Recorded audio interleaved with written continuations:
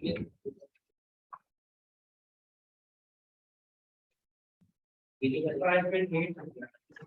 Evening sir.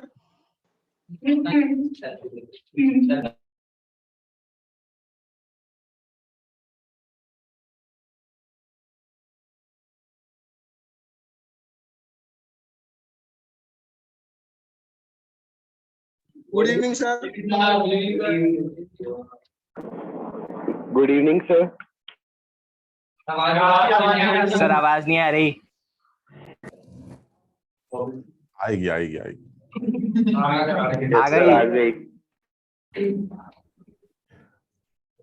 अरे यार बच्चे फिर छोटे दिख रहे हैं, बड़े करो इनको। हम लोग 9th क्लास में।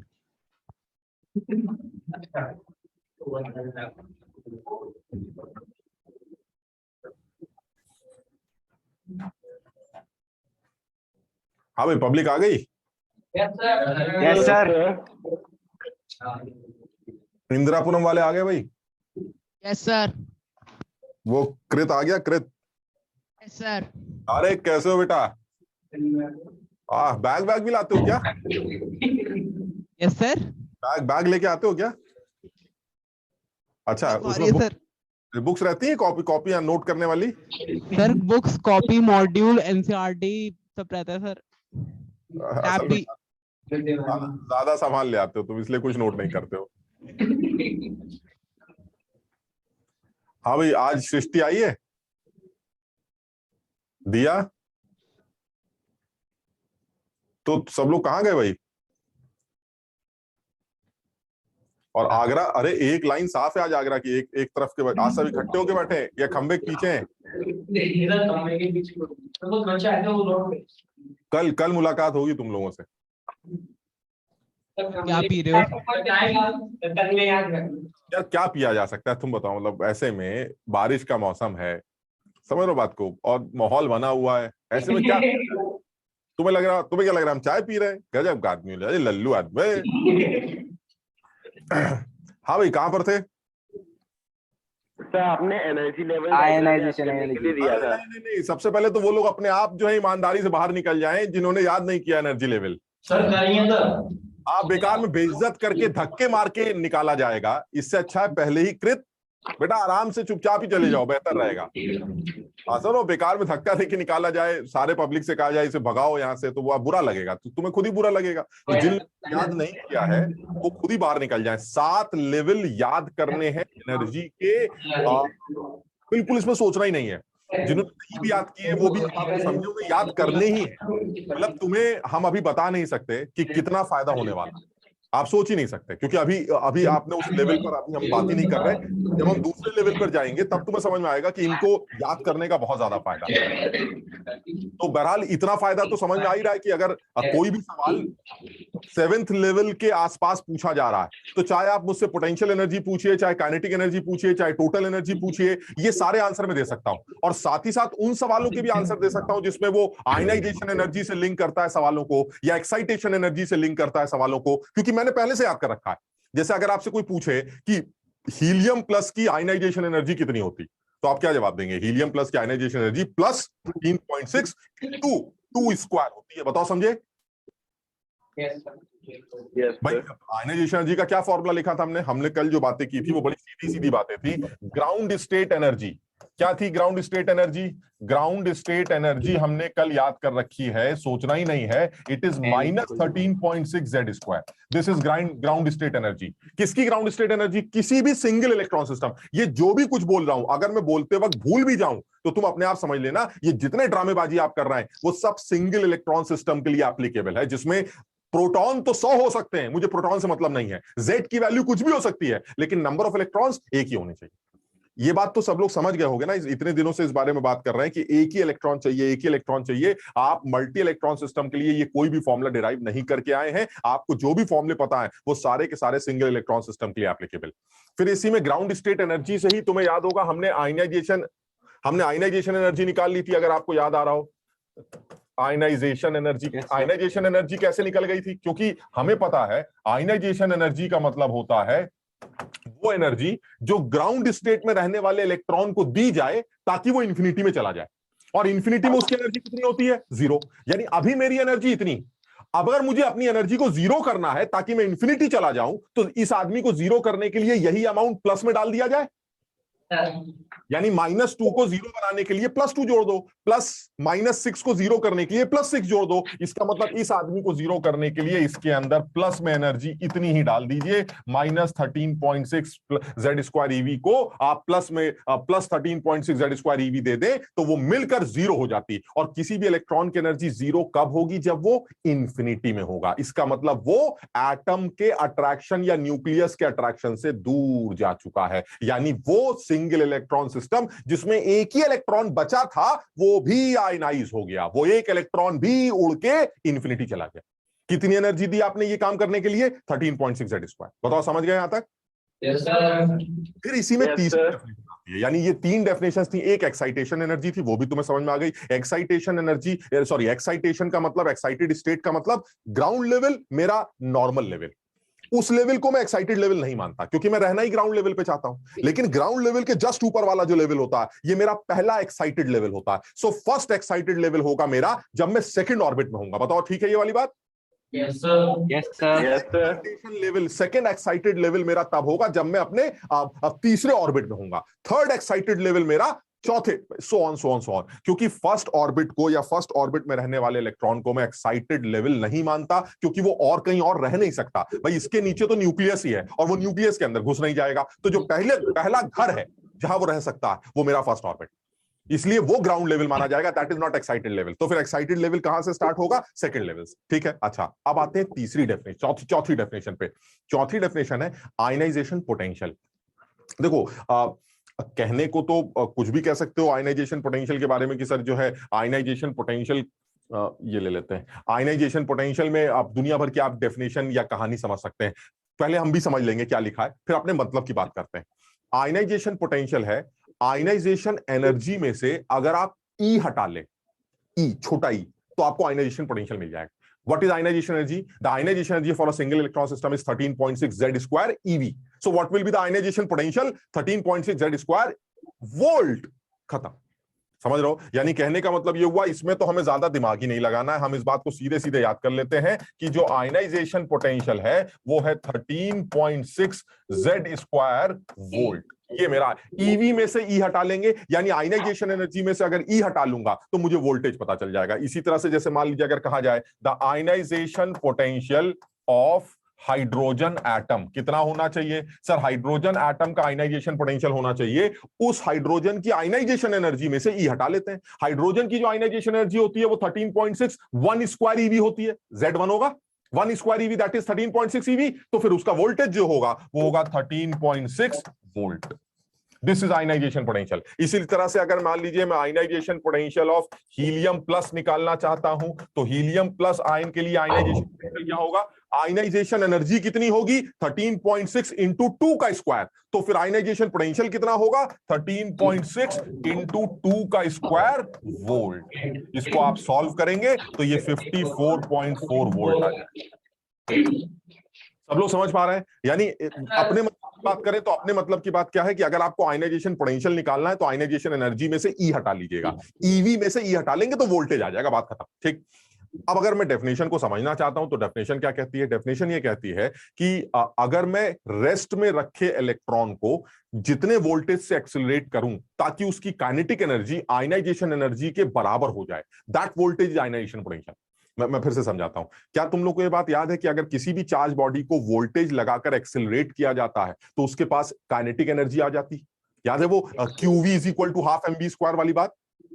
यस यहां पर बोल रहा है कि आप ये बताइए आप किस आयनाइजेशन पोटेंशियल की बात कर रहे हैं? कह रहे हैं सर मैं हीलियम प्लस की बात कर रहा हूं। तो ठीक, अब मैं क्या बोल रहा हूं, आपकी जो आयनाइजेशन एनर्जी कितनी, वो कह रहा है मेरी आयनाइजेशन एनर्जी 54.4 EV। अब आप इस बात को भूल जाइए, 54 EV को अब मैं भूल गया। अब मैं क्या करूंगा, एक इलेक्ट्रॉन अपना लेके आऊंगा, रेस्ट में रख दूंगा ये, और इस इलेक्ट्रॉन से कहूंगा कि तेरी काइनेटिक एनर्जी 54.4 EV बनाने के लिए तुझे कितना वोल्टेज लगाऊं? तो वो क्या जवाब देगा? 54.4 EV बनाने के लिए मुझे कितना वोल्टेज चाहिए? 54.4 volt. That voltage is ionization potential. यानी आयनाइजेशन एनर्जी के बराबर रेस्ट में रखे इलेक्ट्रॉन को अगर एनर्जी देना चाहते हो तो जितना भी वोल्टेज लगाना पड़ता है दैट इज आयनाइजेशन पोटेंशियल। और वो निकाला कैसे जाता है सर? जो भी आयनाइजेशन एनर्जी होती है उसमें से ई हटा लीजिए, जो वोल्टेज बच गया दैट इज आयनाइजेशन पोटेंशियल। अब सोच के बताओ, अगर मैं तुम्हें किसी भी सिंगल इलेक्ट्रॉन सिस्टम का आयनाइजेशन पोटेंशियल दे दूं तो क्या तुम्हें Z की वैल्यू नहीं पता चल जाएगी? सोचिए, ये तो है आयनाइजेशन पोटेंशियल।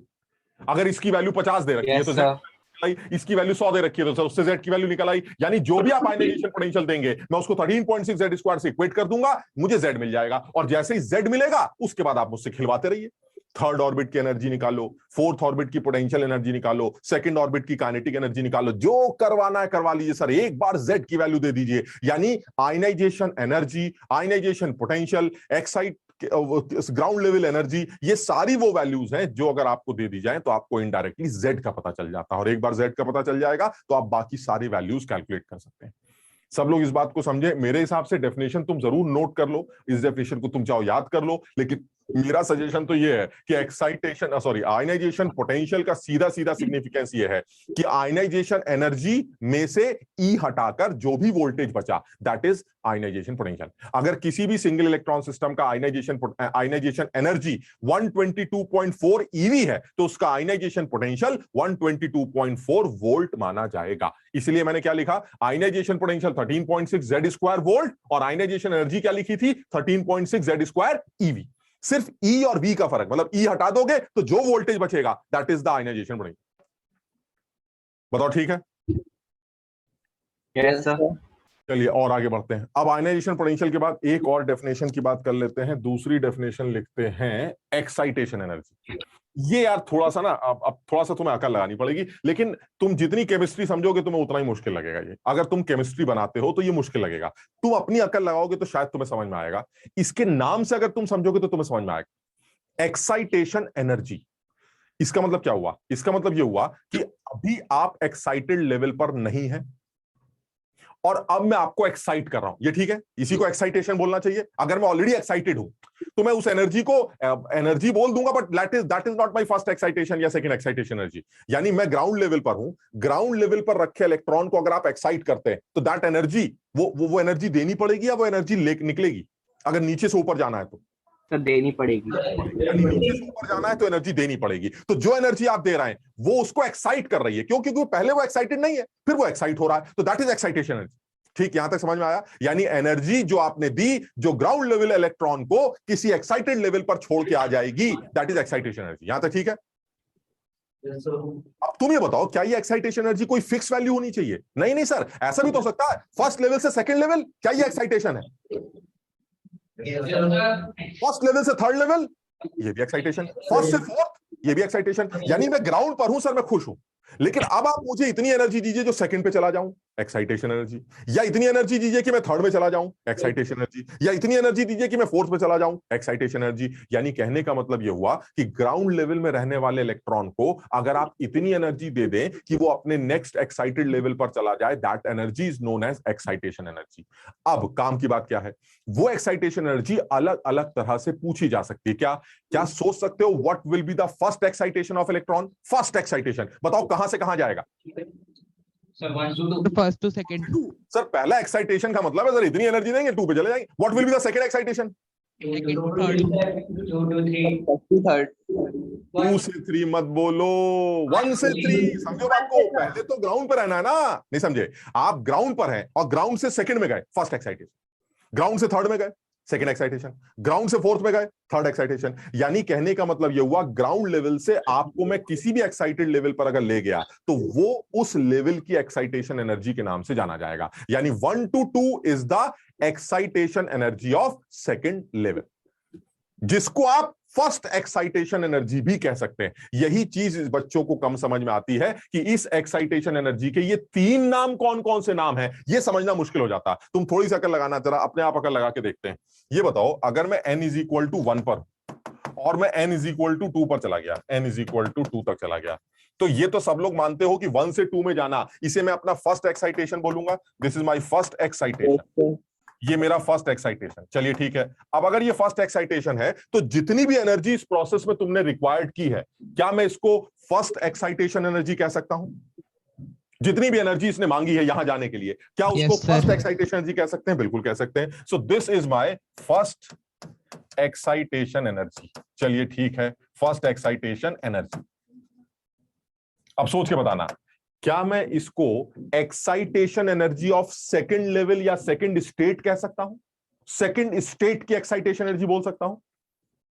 फर्स्ट से सेकंड में जाना यानी सेकंड स्टेट की एक्साइटेशन एनर्जी, मैं इसको excitation energy of second state भी बोल सकता हूं। Excitation energy of second state या लेवल, जो बोलना चाहे। अच्छा, अब तीसरा ध्यान से सुनना, क्या मैं इसको यह भी लिख सकता हूं, this is excitation energy of first excited state? सोच के जवाब दो भाई। Yes, क्या ये sir. तीनों बातें तुम समझ पा रहे हो? तीनों बातें सेम है। बच्चों को यही नहीं समझ में आता, वो सोचते हैं कि सर ऐसा मैंने इतना याद कर लिया था, फर्स्ट एक्साइटेशन एनर्जी 1 से 2 होती, लेकिन पता नहीं उसने अजीब सा नाम लिख दिया, the excitation energy of first excited state, the excitation energy of second state. मुझे समझ में नहीं आ रहा क्या मतलब। ये तीनों बातें तुम लोग एक बार समझ लो, ये तीनों बातें एक ही हैं। फर्स्ट एक्साइटेशन एनर्जी का मतलब 1 से 2 में जाना, या फिर excitation energy of second state, क्योंकि सेकंड स्टेट में आप जा रहे हैं, ये भी ठीक है। और नहीं तो आप इसको ये भी बोल सकते हैं, this is excitation energy of first excited state. ये तीनों बातें सेम है। सबसे पहले ये बात समझ लो, एग्जाम में इन तीनों में से कोई भी एक नाम तुम्हें दिया जाएगा, आप वो नाम पहचान लीजिए। कोई भी एक नाम आपको दे दिया जाएगा। सर हाँ सर अगर वो ग्राउंड लेवल पे रह जाएगा तो नहीं, मतलब अगर उसपे फिर भी एनर्जी मतलब हल्की फुल्की, मतलब वो सेकंड तक भी नहीं पहुंचा, नहीं तो फिर वो एनर्जी एक्सेप्ट नहीं करेगा। इलेक्ट्रॉन, अच्छा मान लो जैसे मैं ग्राउंड लेवल पर हूं, ठीक, मुझे आपने इतनी एनर्जी दी कि मैं सेकंड पर नहीं जा पा रहा हूं, ठीक, कहीं बीच में टहलने लगूंगा, ग्राउंड लेवल से ऊपर आके बीच में कहीं टहलने लगूंगा, तो फौरन कौन चिल्लाएगा? वो मैक्सवेल डिस्ट्रीब्यूशन, याद है वो, एनर्जी एमिट करोगे। आप सिर्फ उन्हीं घरों में रह सकते हैं जहां जिनको आपने स्टेशनरी ऑर्बिट बोला है, या तो फर्स्ट में रहिए या सेकंड में रहिए, बीच में मत टहलिए। आप बात मेरी समझ पा रहे हो? यानी मुझे आप सिर्फ इतनी एनर्जी दीजिएगा जो फर्स्ट से सेकंड में जाने लायक, या इतनी एनर्जी दीजिएगा जो फर्स्ट से थर्ड में जाने लायक हो। अगर आपने कह दिया यार इतनी ले लो ना, फर्स्ट से लेके ढाई में चले जाना, कह रहा ढाई वाई कुछ नहीं होता भैया, मैं कहीं नहीं जाऊंगा, मैं सिर्फ वहीं जाऊंगा जहां मैं जा सकता हूं, जो मेरे घर है मैं वहीं जाऊंगा, घरों के अलावा आपको जो एनर्जी दे दीजिए, मैं किसी और जगह नहीं जा सकता। क्यों? क्योंकि कोई और जगह मेरा घर नहीं है। घर कौन है? जिसको आप स्टेशनरी ऑर्बिट बोलते हैं। और स्टेशनरी ऑर्बिट कौन सा ऑर्बिट है? जहां मूव करते वक्त इलेक्ट्रॉन्स एनर्जी एमिट नहीं करते, जहां पर उनका एंगुलर मोमेंटम h/2 पाई का इंटीग्रल मल्टीपल होता है। कुछ समझ पाए? अच्छा, अब सोच के जवाब देना। हाइड्रोजन का एक इलेक्ट्रॉन ग्राउंड लेवल पर, ठीक, अगर मैं उसको, कितनी एनर्जी हुई ग्राउंड लेवल के इलेक्ट्रॉन की? हाइड्रोजन के ग्राउंड लेवल के इलेक्ट्रॉन की कितनी एनर्जी हुई? -13.6। ठीक, अच्छा, अब मान लो मैं उसको +13.6 EV एनर्जी दे दूं तो क्या होगा? तो वो इन्फिनिटी में पहुंच जाएगा सर वो आयनाइज हो जाएगा, वो इन्फिनिटी में पहुंच जाएगा, बात खत्म। चलिए ठीक है। अगर मैं उसको +13.6 से कम एनर्जी देता हूं तो सर वो डिपेंड करता है। सर आपने कम कितनी दी? अब जो अभिकृत ने पूछा, सर डिपेंड करता है कि आपने कितनी कम दी है। क्या वो कम एनर्जी उसको किसी घर तक छोड़ पा रही है? समझो बात को, घर तक छोड़ने का मतलब क्या, जो एनर्जी आपने दी है वो 1 से 2 का गैप है। अगर 1 से 2 का गैप है तो वो एक्सेप्ट करके 2 में चला जाएगा। बताओ, समझे? अगर वो एनर्जी 1 से 3 का गैप है तो 3 में चला जाएगा, अगर वो एनर्जी 1 से 4 का गैप है तो 4 में चला जाएगा। लेकिन सर अगर वो कोई गैप नहीं है तो आप चक्कर में मत पड़िएगा, वो एक्सेप्ट ही नहीं करेगा आपकी एनर्जी को, बात खत्म। यानी इलेक्ट्रॉन स्पेसिफिकली सिर्फ उन्हीं एनर्जीज को एब्जॉर्ब करेगा जो उसको किसी एक घर से किसी दूसरे घर तक छोड़ सके, क्योंकि वो घरों में रह सकता है, इसके अलावा कहीं नहीं रह सकता। यहां तक क्लियर है? सर जो एनर्जी डिफाइंड है उतनी ही होनी चाहिए या फिर थोड़ी सी ज्यादा? उतनी ही, बिल्कुल। अब तुमने सारे लेवल याद कर रखे हैं, मेरे ख्याल से सब लोग समझते होंगे। अगर मैं तुमसे ये पूछूं कि सेकंड वाले को थर्ड में भेजने के लिए कितनी चाहिए, तो सेकंड और थर्ड याद कर लिए, माइनस कर दो, आगे। कुछ समझ पा रहे हो मेरी बात को? मैं ये कहना चाह रहा हूं कि आप अगर कहीं पर भी हैं, आप अपने घर में खड़े हैं, आपका घर का नंबर क्या है? कोई भी सर, थर्ड नंबर, मेरे घर का नंबर थर्ड। चलिए ठीक, क्या आप थर्ड नंबर में रहना चाहते हैं? हाँ, रह लूंगा, ठीक। अब मैं आपको कितनी एनर्जी दूं कि आप जो है फोर्थ पे चले जाए? सर थर्ड की एनर्जी मुझे पता है, फोर्थ की एनर्जी मुझे पता है, दोनों को माइनस कर दूंगा, एनर्जी दे दीजिए।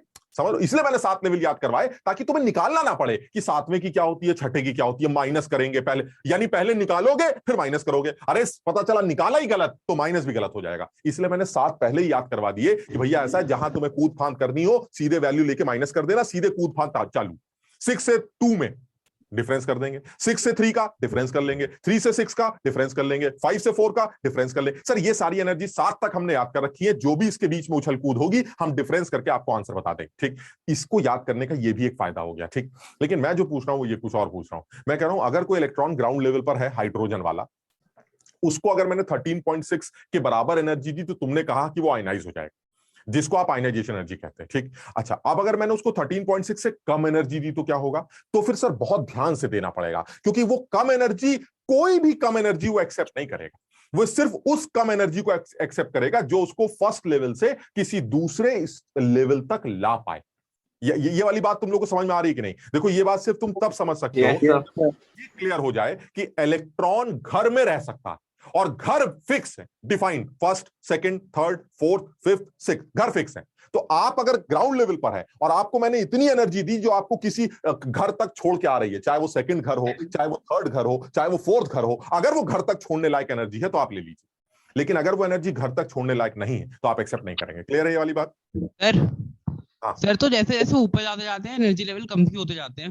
अब वो तो लॉजिक है, जैसे जैसे आप ऊपर चले जाएंगे वैसे वैसे आप न्यूक्लियस से दूर होते चले जाएंगे, यानी आपकी एनर्जी लगातार बढ़ती जाएगी, कम नहीं हो रही है, बढ़ रही है, माइनस में होती है एनर्जी। यानी जैसे जैसे आप ऊपर चले जाएंगे, जैसे जैसे आप ऊपर उठते चले जाएंगे आपकी एनर्जी बढ़ती चली जाएगी, और एक टाइम ऐसा आएगा जब आपकी एनर्जी बिल्कुल मैक्सिमम होने वाली है, जीरो। समझो बात को, minus minus minus minus minus minus minus zero, that is infinity. अब आप बिल्कुल इन्फिनिटी में पहुंच चुके हैं। ये आयनाइजेशन, यानी एक ही इलेक्ट्रॉन बचा था वो भी आयनाइज होगा। ठीक, अब तुम मेरा पूरा सवाल सुनोगे तुम्हें काफी पिक्चरें क्लियर होगी। एक बार सुनो, मुझे पूरा सवाल पूछने नहीं दे रहे हो तुम लोग। 13.6 दूंगा तो तुम आयनाइज हो जाओगे, एक्सेप्ट कर लो, हाइड्रोजन की बात कर रहे हैं। ठीक, अगर 13.6 से कम दूंगा तो सर कुछ कुछ ले लीजिएगा, वो ये नहीं है कि सर कुछ भी। ये कहना ठीक है कि 13.6 से कम कोई भी एनर्जी में एक्सेप्ट कर लूंगा, ये स्टेटमेंट सही है गलत? मैं मना नहीं कर रहा कि मैं एक्सेप्ट करूंगा, लेकिन सर वो खास एनर्जीज होंगी, वो खास एनर्जीज में एक्सेप्ट करूंगा जो मुझे एक घर से दूसरे घर में छोड़ सके। यहां तक ठीक है? अब कुछ पूछना नहीं यार, पूछना नहीं, मुझे सवाल पूछने दो। 13.6 से ज्यादा एनर्जी में कोई भी एनर्जी दे दूं आप एक्सेप्ट कर लेंगे? 13.6 से ज्यादा, सोच के जवाब देना। वो फर्स्ट लेवल तक पहुंचेगी, उसके बाद सर मतलब अगर फर्स्ट लेवल पे तो वो है ही यार। इस आदमी को मारा कैसे जाता है यार? ऑनलाइन तुम्हारी पिटाई कैसे की जाए? मतलब भला वो पता नहीं, वही तो हम पूछ रहे हैं कि ऑनलाइन पिटाई कैसे होती है, हम ये भी जानना चाह रहे हैं। सर आप उधर से पेन फेंक के मारो कैमरा पे। अच्छा, कैमरा नहीं, हमारे सामने तो टीवी होता है, कैमरा तो पता नहीं कहाँ है। समझो यार बात को, कैसे फर्स्ट लेवल किसे कहते हो कृत? सर जब फर्स्ट पे तो आप हैं ही, फर्स्ट इज ग्राउंड लेवल, जहां आप रहना चाहते हैं। अब बोलो क्या पूछ रहे थे? बोलो। कुछ नहीं सर। सर समझ नहीं आ रहा ना कि मतलब सर एक बार ऊपर गया, फर्स्ट से ऊपर गया, हाँ ठीक है, फिर सेकंड पे गया, अब फर्स्ट से सेकंड पे गया, यस सर, फर्स्ट से सेकंड पे गया, हाँ जा सकता है, बिल्कुल जा सकता है, सेकंड इज द घर, बिल्कुल जा सकता फिर सर मैंने ये बोला कि सेकंड के बाद अगर 13.6 से अगर सेकंड मतलब थर्ड लेवल तक की जाने की एनर्जी नहीं हो तो वो सेकंड पे ही रह जाएगा, ये बोला। बिल्कुल वो सेकंड पे रह जाएगा। तो सर यही तो पूछा था आपने। नहीं, मैं कुछ और पूछ रहा हूं, तुम लोग पता नहीं क्या जवाब दे रहे हो। अब तुम थोड़ी देर चुप रहोगे तो बाकी बच्चे बेचारे पढ़ लेंगे, उन्होंने भी पैसे दिए हैं। ठीक, 13.6 फिर वही सवाल वही पूछ रहा हूं मैं। जैसे मतलब 13.6 चाहिए और मतलब थोड़ी सी उससे ज्यादा। क्या करने के लिए चाहिए? क्या करने के लिए चाहिए सर? उसको एक्साइट करने के लिए, मतलब घर से निकले, चलो भाई झोला टांगो, चलते हैं,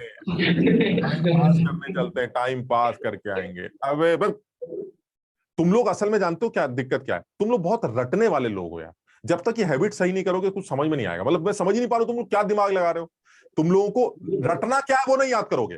कृत सुनो मेरी, तुम्हारे लिए बात कर रहा हूं। जो याद करना है वो याद नहीं करोगे और अननेसेसरी उस टाइम हीरो बनोगे। समझ कुछ सर, हम बताते हैं सर ऐसा।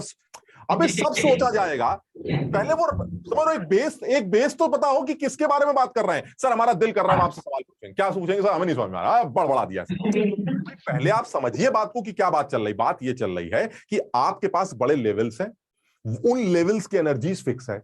कितनी एनर्जीज है सर? हमने याद कर ली हमने एनर्जी याद कर ली, चलिए ठीक है। आप अभी कहां हैं? सर अभी मैं यहां हूं। कौन सा लेवल है? सर फर्स्ट लेवल, मान लीजिए first level.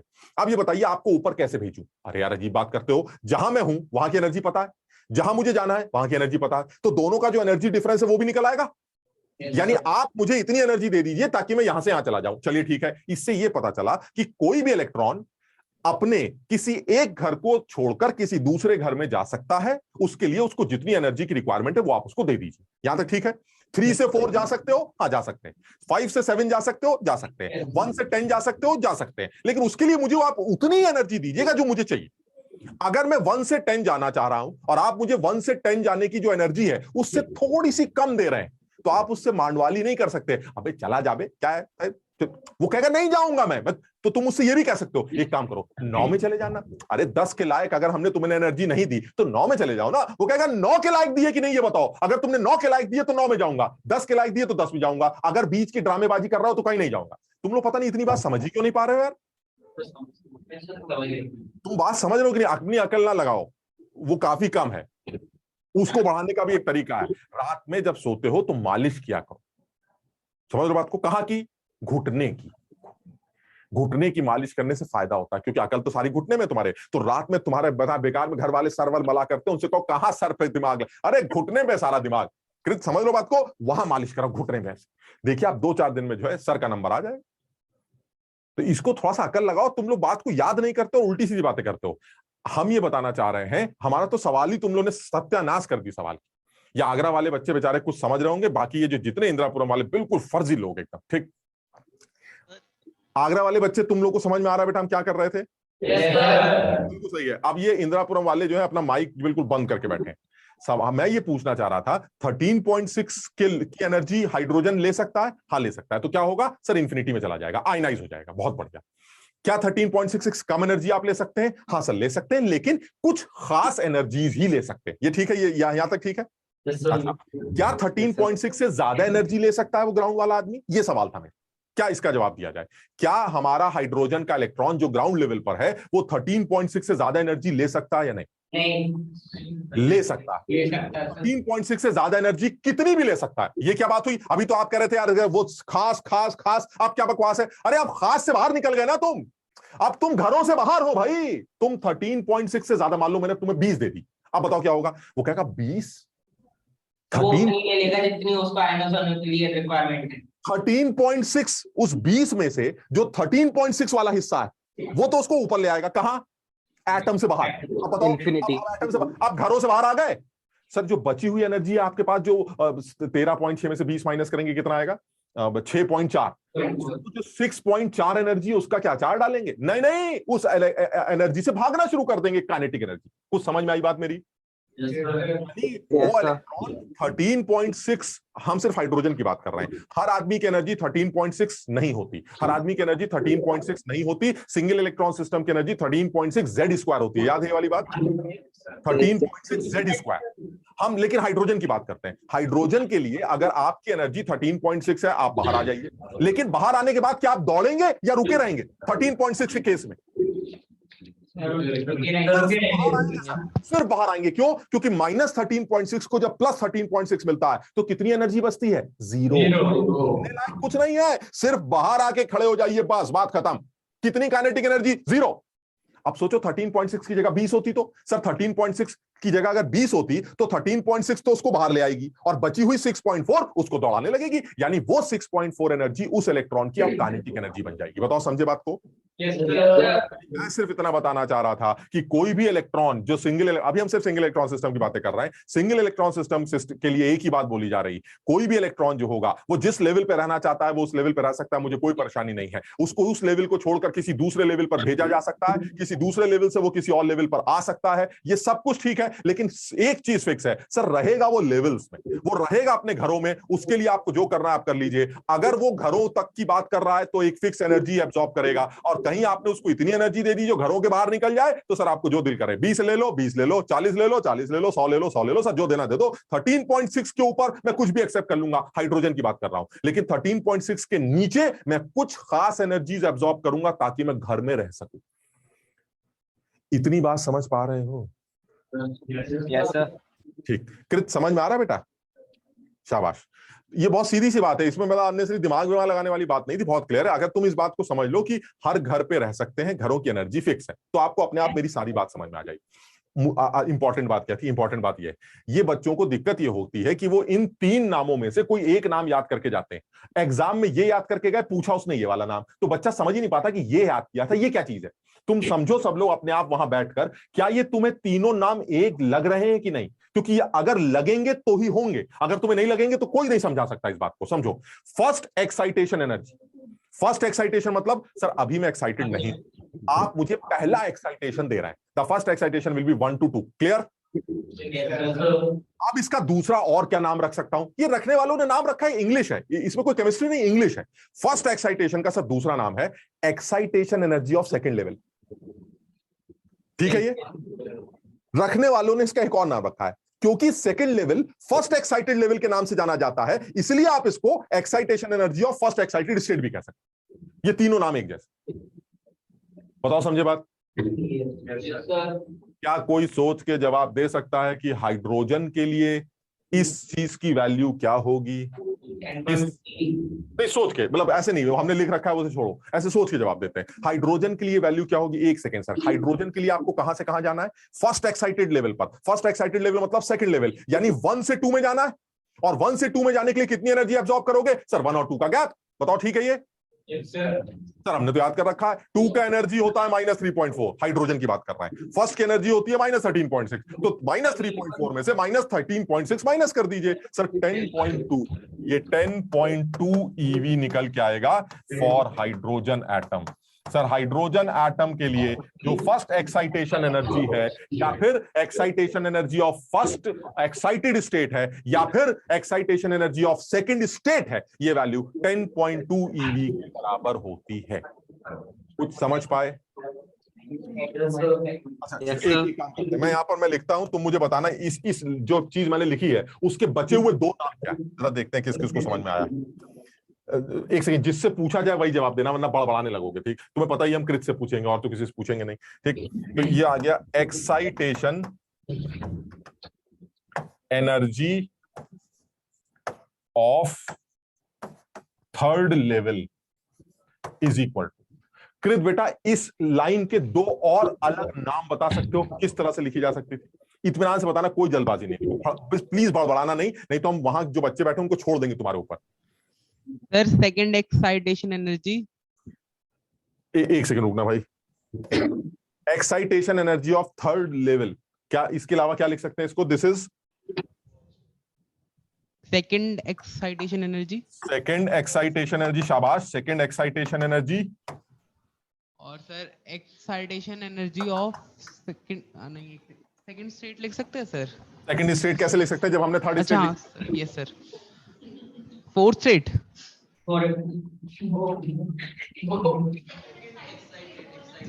Sir excitation energy of sir ये दूसरी वाली लाइन समझ में नहीं आई, फर्स्ट आ गई, सेकंड वाली पता नहीं कैसे चेंज करूं इसमें। इसलिए नहीं आई क्योंकि सर हमने ना कभी कॉपी बनाई, ना हमने कभी कॉपी में कुछ लिखा है, तो हम तो कहाँ चक्कर पड़े। इसको अचार डाल लो, इसका अचार डाल लो, बढ़िया सा अचार, इसको लैमिनेट करा लो, इस कॉपी को ना लैमिनेट करा लो। 800 साल बाद जब खुदाई होगी ना इंदिरापुरम की, तो उसमें ये कॉपी निकल के आएगी, क्योंकि पन्नी खराब नहीं होगी। हम लैमिनेट कराने से खराब नहीं होगी, हमने पढ़ा पॉलिथीन जो है हजारों साल जिंदा रहती है, तो इसको लैमिनेट करा लो, 800 साल बाद कॉपी निकलेगी, अबे कृत की कॉपी मिली। तो 800 साल बाद न्यूज चैनल चलेगा, समझ लो क्या? सोचो 800 साल बाद का क्या माहौल होगा, क्या मिला है नायाब, क्या नायाब चीज मिली। कॉपी में सारी चीजें लिखा था। थर्ड लेवल को, ये जो थर्ड लेवल, इसको सेकंड एक्साइटेड लेवल कहते हैं कि नहीं? सेकंड एक्साइटेड स्टेट की एक्साइटेशन एनर्जी बोल दो, एक्साइटेशन एनर्जी ऑफ सेकंड। अब कृत समझे कि नहीं? देखो जरा, सेकंड एक्साइटेड स्टेट, क्योंकि एक्साइटेड स्टेट थर्ड स्टेट होती, समझ में आई ना बात? तो इसका मतलब ये हुआ एग्जाम में। और अच्छा मान लो कृत, एक चीज और बता दो यार, अगर ये वैल्यू ही पूछी जाए तो कैसे निकालोगे? वो कह रहा जरा ये वैल्यू बता दीजिए सर, हाइड्रोजन के लिए वैल्यू क्या आएगी? बताओ कहां से कहां का गैप चाहिए, कहां से कहां तक? सेकंड एक्साइटेशन एनर्जी, या excitation energy of third level, या फिर excitation energy of second excited state. ये तीनों में से इनकी वैल्यू क्या निकल के आएगी अगर हाइड्रोजन के लिए निकालना चाहे या जनरल निकालना चाहे? चलिए ठीक है, जनरल बताइए क्या वैल्यू आएगी, हाइड्रोजन सर छोड़िए। सारे बच्चे बड़बड़ा के बता रहे हैं first to third first to third. आप फर्स्ट टू थर्ड को सही बता रहे हैं। यस सर पता है, लेकिन सारे बच्चे बड़बड़ा रहे हैं इधर से। जवाब दे दे जवाब दे दे। हाँ, फर्स्ट से थर्ड का गैप ही निकालोगे ना, तुम तो समझ रहे हो ना बात। फर्स्ट से Yes, थर्ड sir. का ही गैप, फर्स्ट से थर्ड का गैप हमें पता है, हमने फर्स्ट और थर्ड याद कर रखा है। थर्ड जो होता है वो हमारा -1.51 जेड स्क्वायर होता है, और जो फर्स्ट होता है वो हमारा -13.6 जेड स्क्वायर होता है। तो अब आप दोनों को जब माइनस करेंगे तो ये 12.09 जेड स्क्वायर ईवी आ जाए। दिस इज द, ये जनरल हो गया। अगर हाइड्रोजन की बात करेंगे तो Z1 रख दीजिएगा, हीलियम प्लस की बात करेंगे तो Z को 2 रख दीजिएगा, so on so on so on. सब लोगों को ये समझ में आया? Yes, sir. तो ये एक इंपॉर्टेंट कॉन्सेप्ट है यार, मतलब समझो, मुझे लगता है जेई के पेपर में इस चीज को लेके सवाल नहीं बनाया है उसने, तो मुझे ऐसा लगता है ये बच्चों को अब वही जैसे जैसे उनकी आदत है थोड़ा सा परेशान करना, दिमाग लगवाना, तो मुझे लगता है एक बेसिक सा कॉन्सेप्ट है जिसमें जल्दबाजी में बच्चा गलती कर सकता है। मैं इसलिए बोल रहा हूँ क्योंकि मैंने की है, जैसे कृत बोल रहा था कि कहीं सर एक लाइन एक चीज छूट जाती है, कहीं दूसरी चीज छूट जा रही है, ये याद आ रहा है तो वो नहीं याद आ रहा। मेरे साथ तो हो चुका है बहुत बार, अब भी हो जाता है, कई बार याद ही नहीं आता तीसरी लाइन क्या बोलनी। लेकिन अब चलो हमारे साथ हो गया, छोड़ो, आप अपने बारे में ध्यान रखिए अपने लिए कि हम इन नामों को 3 चीजों से डिफाइन कर सकते हैं। यानी अगर कोई पूछे कि कोई जल्दी से बताए चौथी एक्साइटेशन एनर्जी का क्या मतलब है, तो आप फौरन बताइएगा चौथी एक्साइटेशन एनर्जी का मतलब है 1 से 5 में जाना। That means it is will be my fourth excitation energy, और it will be the excitation energy of fourth excited state, और it will be the excitation energy of fifth state. बताओ, समझे बात? सर N4 - N1 कह सकते हैं sir? N4 - N1 क्या, किसको? Sir energy, sir excited energy of second state, excitation energy, excitation energy of second, वो third state third state. Sir. अब थर्ड स्टेट का मतलब है सेकंड एक्साइटेशन एनर्जी ना, 1 से 3। सर तो फिर उसका जो वैल्यू ऐसे कहेंगे तो हम N3 - N1 नहीं कह सकते? हाँ, N3 - N1 कह सकते हैं, बिल्कुल कह सकते हैं। N3 - N1, और N3 और N1 की पहले एनर्जी याद है? Yes sir. वही तो किया है N3, यही तो N3 N1। ये थर्ड की एनर्जी, ये फर्स्ट की एनर्जी, दोनों का डिफरेंस 12.09 आता है। ठीक है सर, समझ गया ना? यस। अब तुम सोचो, यही तुम्हें नहीं लगता एक सवाल कितना अच्छा बन गया कि भाई मैं आपको सेकंड एक्साइटेशन एनर्जी दे देता हूं, आप बताइए आयनाइजेशन एनर्जी क्या है? कितना बढ़िया सवाल। मतलब थोड़ा मेंस लेवल का सवाल, एकदम बढ़िया सिंपल एकदम। ज्यादातर बच्चे गलत सलाह उल्टा सीधा पता नहीं क्या लिख के आएंगे। चलो एक सवाल लिख लेते हैं यहाँ पर ताकि थोड़ा सा याद रहे इस बात।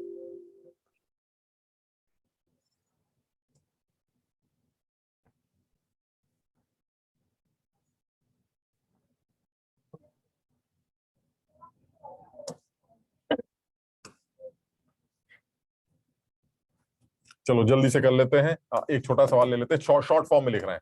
Excitation energy of third state of a single electron system is, एक सेकंड रुकना, थर्ड स्टेट हो गया हमारा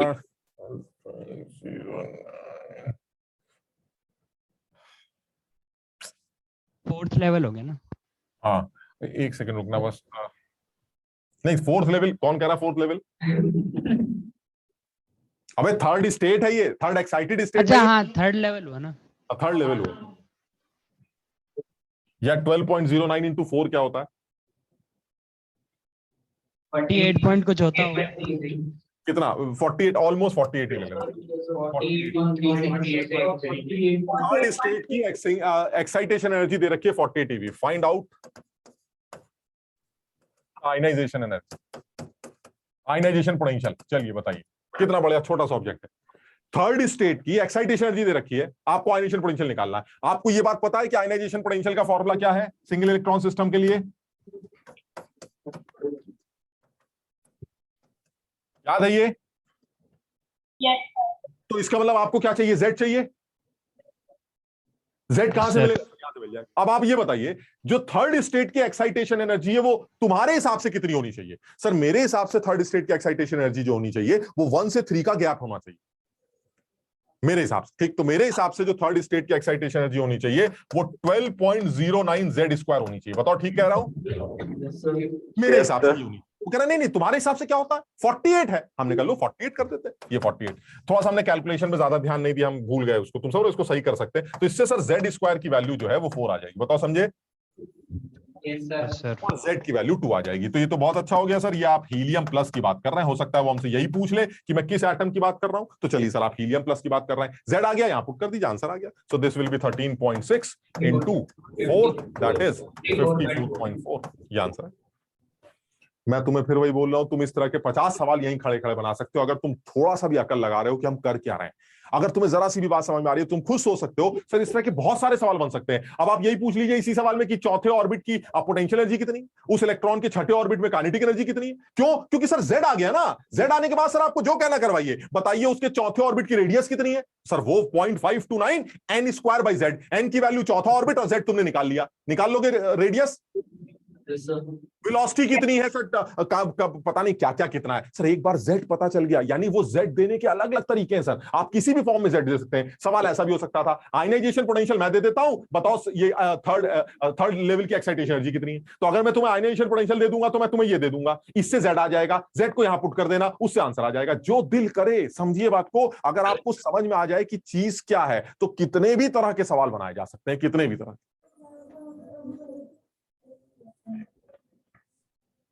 समझ पाए?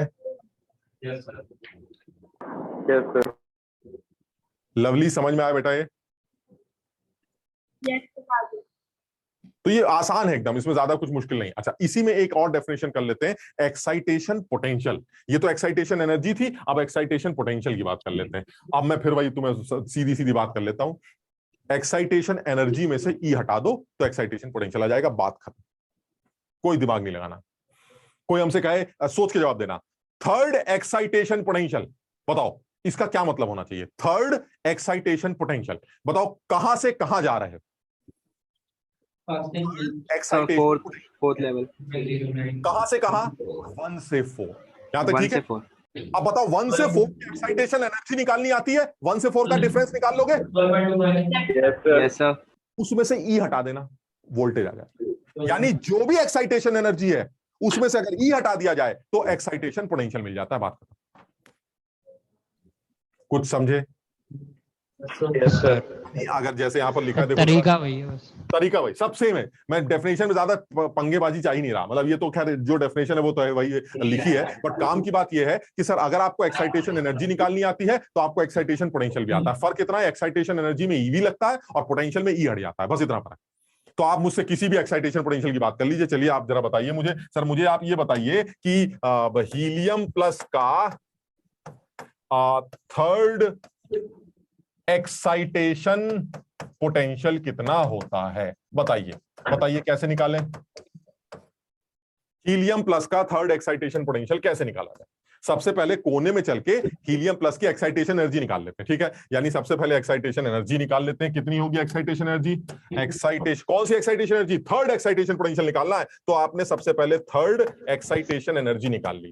थर्ड एक्साइटेशन एनर्जी कितनी होगी, कहां से कहां तक का डिफरेंस? 1.51, 13.6 से 1.51। अरे यार ये डिफरेंस ही नहीं। थर्ड एक्साइटेशन एनर्जी का मतलब 4 से 1 का गैप कृत। बिल्कुल ही लल्लू हो क्या बे? ये याद ही नहीं करते, इतनी सी बात हम समझ नहीं पाते। थर्ड पहला एक्साइटेशन कौन सा होता है? 1 से 2, दूसरा एक्साइटेशन 1 से 3, तीसरा एक्साइटेशन 1 से 4। समझ पा रहे हो? इसका मतलब ये हुआ अगर मेरे पास थर्ड एक्साइटेशन ट्रांसफर नहीं तो इसका मतलब कहां से कहां जाना है?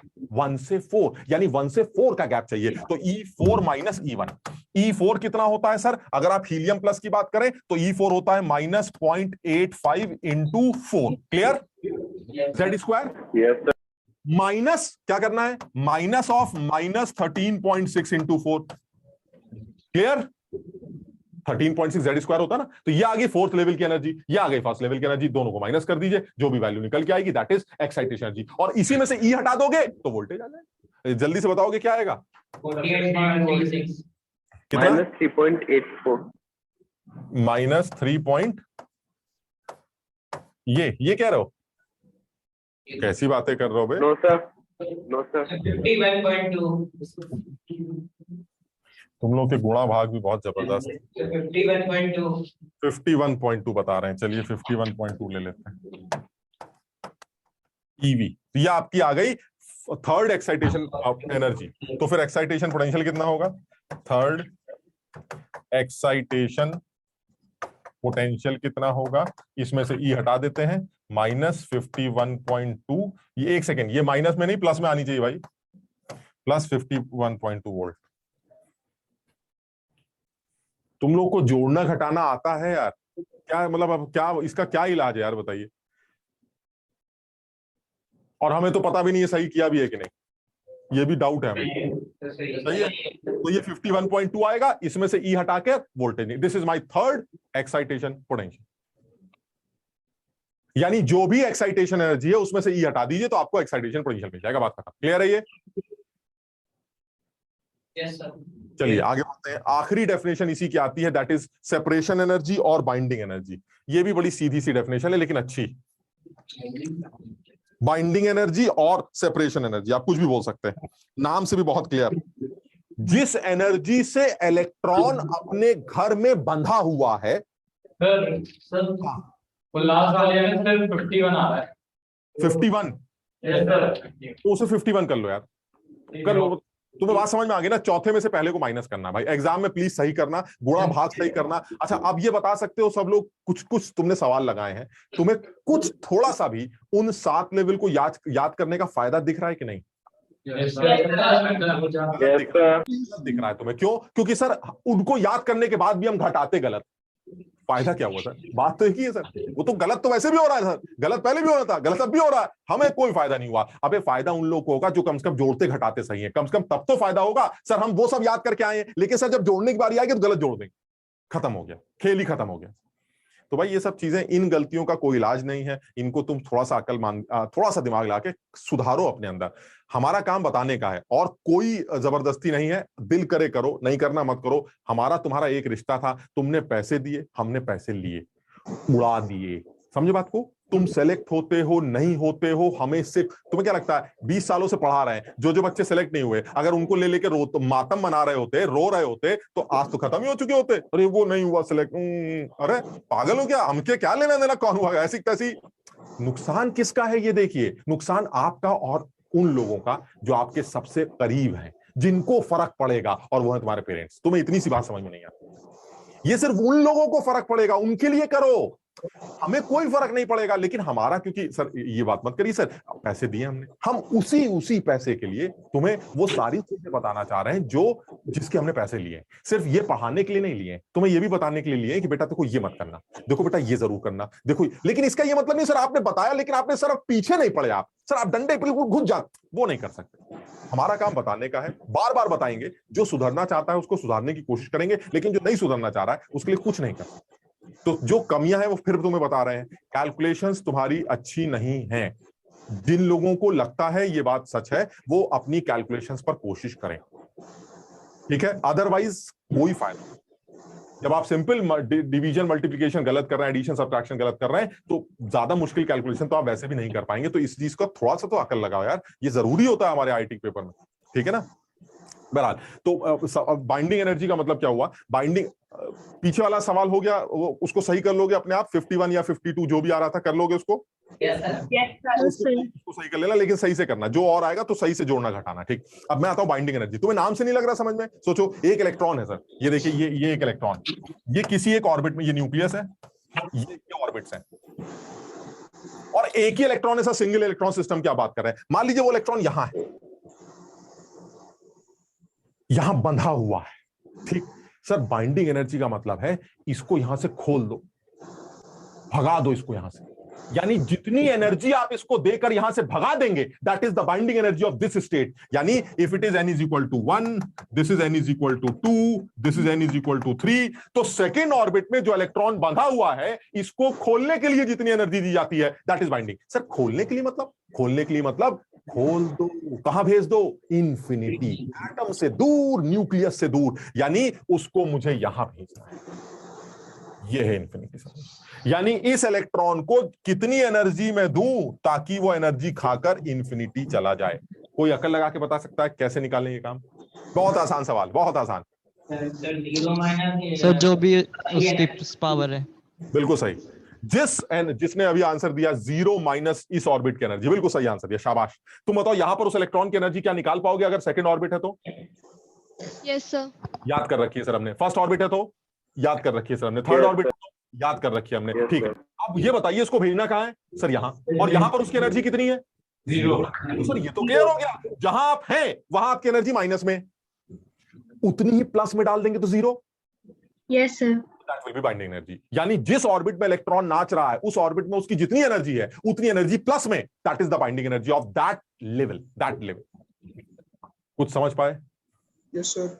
यानी डेफिनेशन देखिए आपके सामने बिल्कुल क्लियर है। Energy required to move an electron from any state 2 3 1 4 6 is called any state to n is equal to infinity। ये infinity है, तुम्हें जब वो मिलेगा तो तुम देखना, ये infinity लिखा है मैंने, n is equal to infinity। any state to n is equal to infinity is called binding energy of that state. यानी सेकंड स्टेट की बाइंडिंग एनर्जी सर हम निकाल लेंगे, थर्ड स्टेट की बाइंडिंग एनर्जी वो भी, जिस स्टेट में आप हैं उस स्टेट के इलेक्ट्रॉन की एनर्जी मुझे पता है, उतनी एनर्जी प्लस में ले लीजिए ताकि आप बाहर निकल जाए। That is known as binding energy और सेपरेशन एनर्जी। मजे की बात क्या है जरा सोच के देखना, यहां पर एक लाइन लिखी, बताओ कितने लोगों को ये बात समझ में आती? Binding energy of ground state is ionization energy of atom. Yes sir. Yes sir. Energy ground state की, अरे सर ग्राउंड स्टेट की एनर्जी तो -13.6 Z² होती है, तो अगर आप इतनी एनर्जी दे दे तो वो कहां चला जाएगा? सर ये तो आपने आयनाइजेशन एनर्जी के लिए भी बोला था। यानी ग्राउंड लेवल की बाइंडिंग एनर्जी को दूसरे किस नाम से जानते हैं? Ionization energy. कुछ समझ में आई? Yes sir. सेकंड स्टेट की बाइंडिंग एनर्जी भी आयनाइजेशन एनर्जी है ना, क्योंकि आयनाइजेशन की डेफिनेशन फिक्स थी सर, ग्राउंड लेवल से इंफिनिटी भेजना इज आयनाइजेशन, सेकंड से इंफिनिटी भेजना it not ionization, it is binding energy. यानी किसी भी स्टेट से इलेक्ट्रॉन को इंफिनिटी भेजना इज नोन एज सेपरेशन और बाइंडिंग एनर्जी, लेकिन ग्राउंड लेवल से इंफिनिटी भेजना is separation energy of first state और आयनाइजेशन एनर्जी। क्लियर है? Yes sir.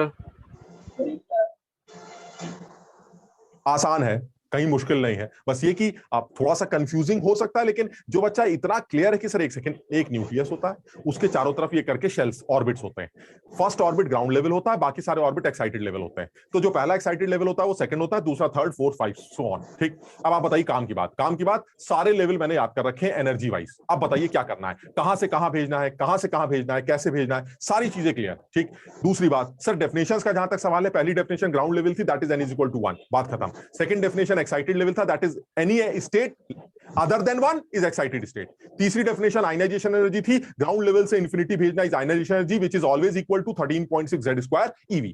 Ionization potential 13.6 Z² volt. Sir excitation energy का जहां तक सवाल था वो अलग अलग लेवल के लिए अलग अलग डिफाइन की गई है, तो जिस लेवल की भी आपको एक्साइटेशन एनर्जी निकालनी है उसका निकाल सकते हैं, क्योंकि ग्राउंड से उस लेवल तक जाना वो मुझे आता है, क्योंकि मुझे डिफरेंस निकालना आता है। उसके दो अलग नाम और होते हैं जो मैंने समझ लिए। उसी तरह से एक्साइटेशन पोटेंशियल है, आयनाइजेशन एक्साइटेशन एनर्जी निकालकर उसमें से E हटाकर वोल्टेज आ जाता है, जिसको आप एक्साइटेशन पोटेंशियल बोल सकते हैं। और आखिरी डेफिनेशन बाइंडिंग एनर्जी है, किसी भी स्टेट से इंफिनिटी भेजना इज बाइंडिंग एनर्जी, उसी स्टेट की एनर्जी अगर तुम्हें आती है तो उतनी एनर्जी प्लस में इज बाइंडिंग एनर्जी। कुछ क्लियर है? Yes sir. चलो ठीक है, एक जरा जल्दी से एक छोटा सवाल जरा बता दो। ऐसे देखो ये सब अपने आप बनाया करो, मतलब अब जैसे मुझे लगा कि ये सवाल भी एक बार ऐसे बनाते हैं।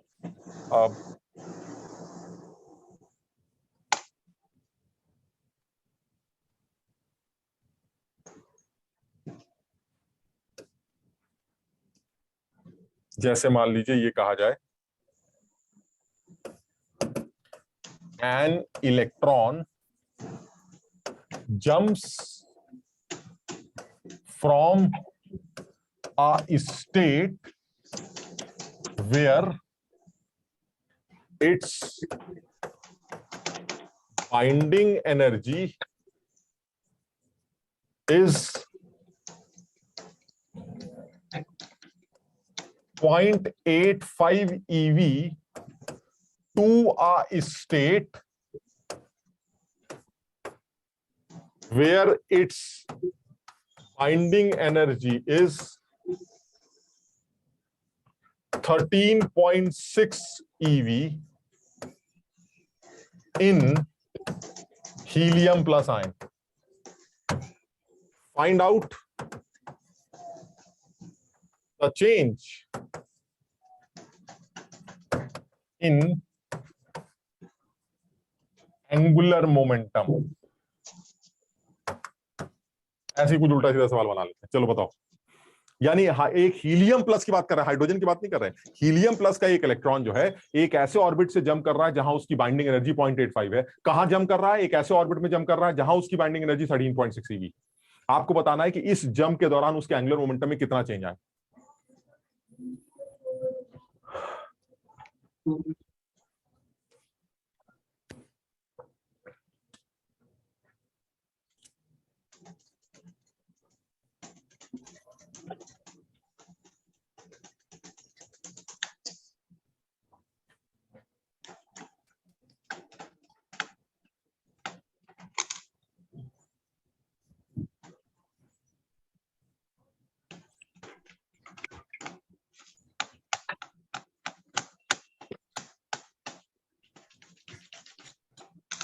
सर -7.25।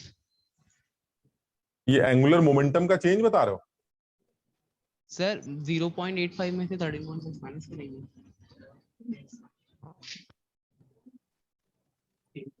बताइए। सर गलत है क्या? गलत है क्या सर?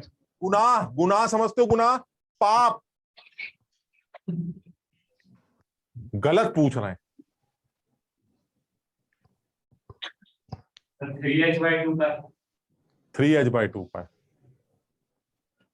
कौन बता रहा है ये? वैभव। वैभव बता रहा है। बताइए, ये भी बिगड़ गए।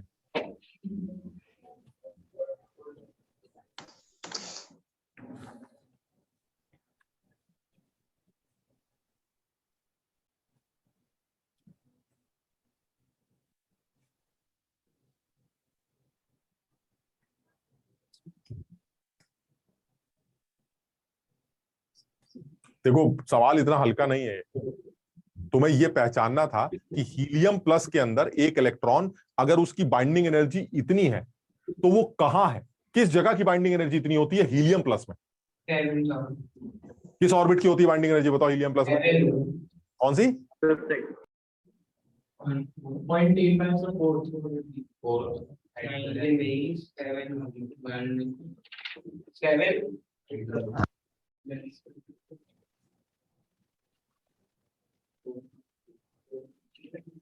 4 फोर्थ ऑर्बिट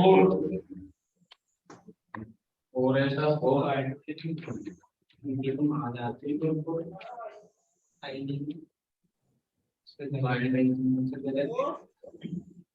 सर ये एनर्जी वो कहाँ सकती है? असल में हमें लगता है कि सवाल जो है थोड़ा सा ज्यादा मुश्किल बन गया है, लेकिन ये आसान हो जाएगा अगर तुम्हें वैसे तो प्रूफ करके दिखाएंगे तुम्हें, लेकिन अगर तुम चाहो तो अभी मेरी एक बात की अभी टाइम नहीं है उसको समझाने का, लेकिन मैं उसको समझाऊंगा तुम्हें। तुम अभी मेरी एक बात याद कर लो। हाइड्रोजन के जो फर्स्ट, और तुम ये चीज मेरे सामने तुम अपनी कॉपी में प्रूफ करके देख सकते हो। हाइड्रोजन के जो पहले ऑर्बिट की एनर्जी होती है इलेक्ट्रॉन की, हीलियम प्लस के दूसरे के बराबर होती है। हेलो, तुम देखो जरा, हीलियम प्लस के दूसरे की एनर्जी कैसे निकालोगे बताओ? -3.4 × 4। भाई ये म्यूट कर, अरे म्यूट कर लो।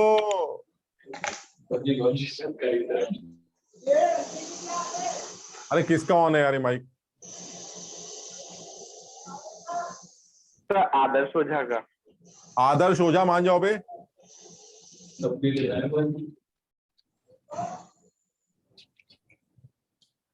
हाँ, मैं ये कह रहा हूं कि हाइड्रोजन के फर्स्ट ऑर्बिट की एनर्जी -13.6 है, हीलियम प्लस के सेकंड ऑर्बिट की एनर्जी -13.6 होगी। अब वैसे सेकंड ऑर्बिट की एनर्जी होती कितनी है जनरली? -3.4 Z², और हीलियम प्लस के लिए Z की वैल्यू 2 होती है, तो -3.4 × 4 दैट इज 13.6। अब तुम समझो मैं क्या समझाना चाह रहा हूं। हाइड्रोजन की पहली, हीलियम प्लस की दूसरी, सेम एनर्जी, ठीक। हाइड्रोजन की दूसरी, हीलियम प्लस की चौथी। हाइड्रोजन की तीसरी, हीलियम प्लस की छठी। हाइड्रोजन की चौथी, हीलियम प्लस की 8वीं। डबल, समझो इस बात को। और ये तुम्हारे सामने ही है, तुम प्रूव कर सकते हो इस चीज को, ठीक। तो मैं ये बताना ही चाह रहा हूं, हालांकि मैंने सोचा नहीं था कि ये ऐसा बन जाएगा, लेकिन ये सवाल ऐसा ही है। तुम समझो, बाइंडिंग एनर्जी अगर हीलियम प्लस की 0.85 है, तुम बताओ हाइड्रोजन के कौन से ऑर्बिट की बाइंडिंग एनर्जी 0.85 होनी चाहिए? हाइड्रोजन की। तो फिर ये 8वीं है सर, ये 8वां ऑर्बिट। बात समझो, ये 8वां ऑर्बिट, समझे बात को? लेकिन ये तुम हो सकता है मेरी बात को ना मानो, लेकिन तुम्हारे सामने प्रूफ है, तुम मेरी बात करके देख लो, तुम्हें समझ में आ जाएगा। एक कोई और निकाल के देख लो, हाइड्रोजन का तीसरा हीलियम प्लस का छठा होगा, आप करके देख लीजिए। हाइड्रोजन की तीसरे की एनर्जी 1.51 होती है, -1.51। हीलियम प्लस के छठे की कितनी होगी? -0.38 × 4। बताओ समझे? वो 1.51 ही आएगा ऑलमोस्ट। यानी मैं ये बताना चाह रहा हूं, हाइड्रोजन का फर्स्ट, हीलियम का सेकंड, हाइड्रोजन का सेकंड, हीलियम का फोर्थ, डबल का फर्क। यानी कहने का मतलब ये हुआ, अगर हाइड्रोजन की 4th ऑर्बिट की 0.85 बाइंडिंग एनर्जी है, तो हीलियम प्लस के 8वें ऑर्बिट की 0.85 होनी चाहिए। यानी एक चीज क्लियर है कि ये जो इलेक्ट्रॉन है, ये इलेक्ट्रॉन यहां से आया है जहां पर उसकी बाइंडिंग एनर्जी अगर 0.85 है, तो इसका मतलब ये इलेक्ट्रॉन n = 8 से जंप करने जा रहा है, ठीक। अच्छा, आप बताइए 13.6 हाइड्रोजन की कौन सी होती है बाइंडिंग एनर्जी? 1 की। तो फिर हीलियम प्लस की सेकंड होगी।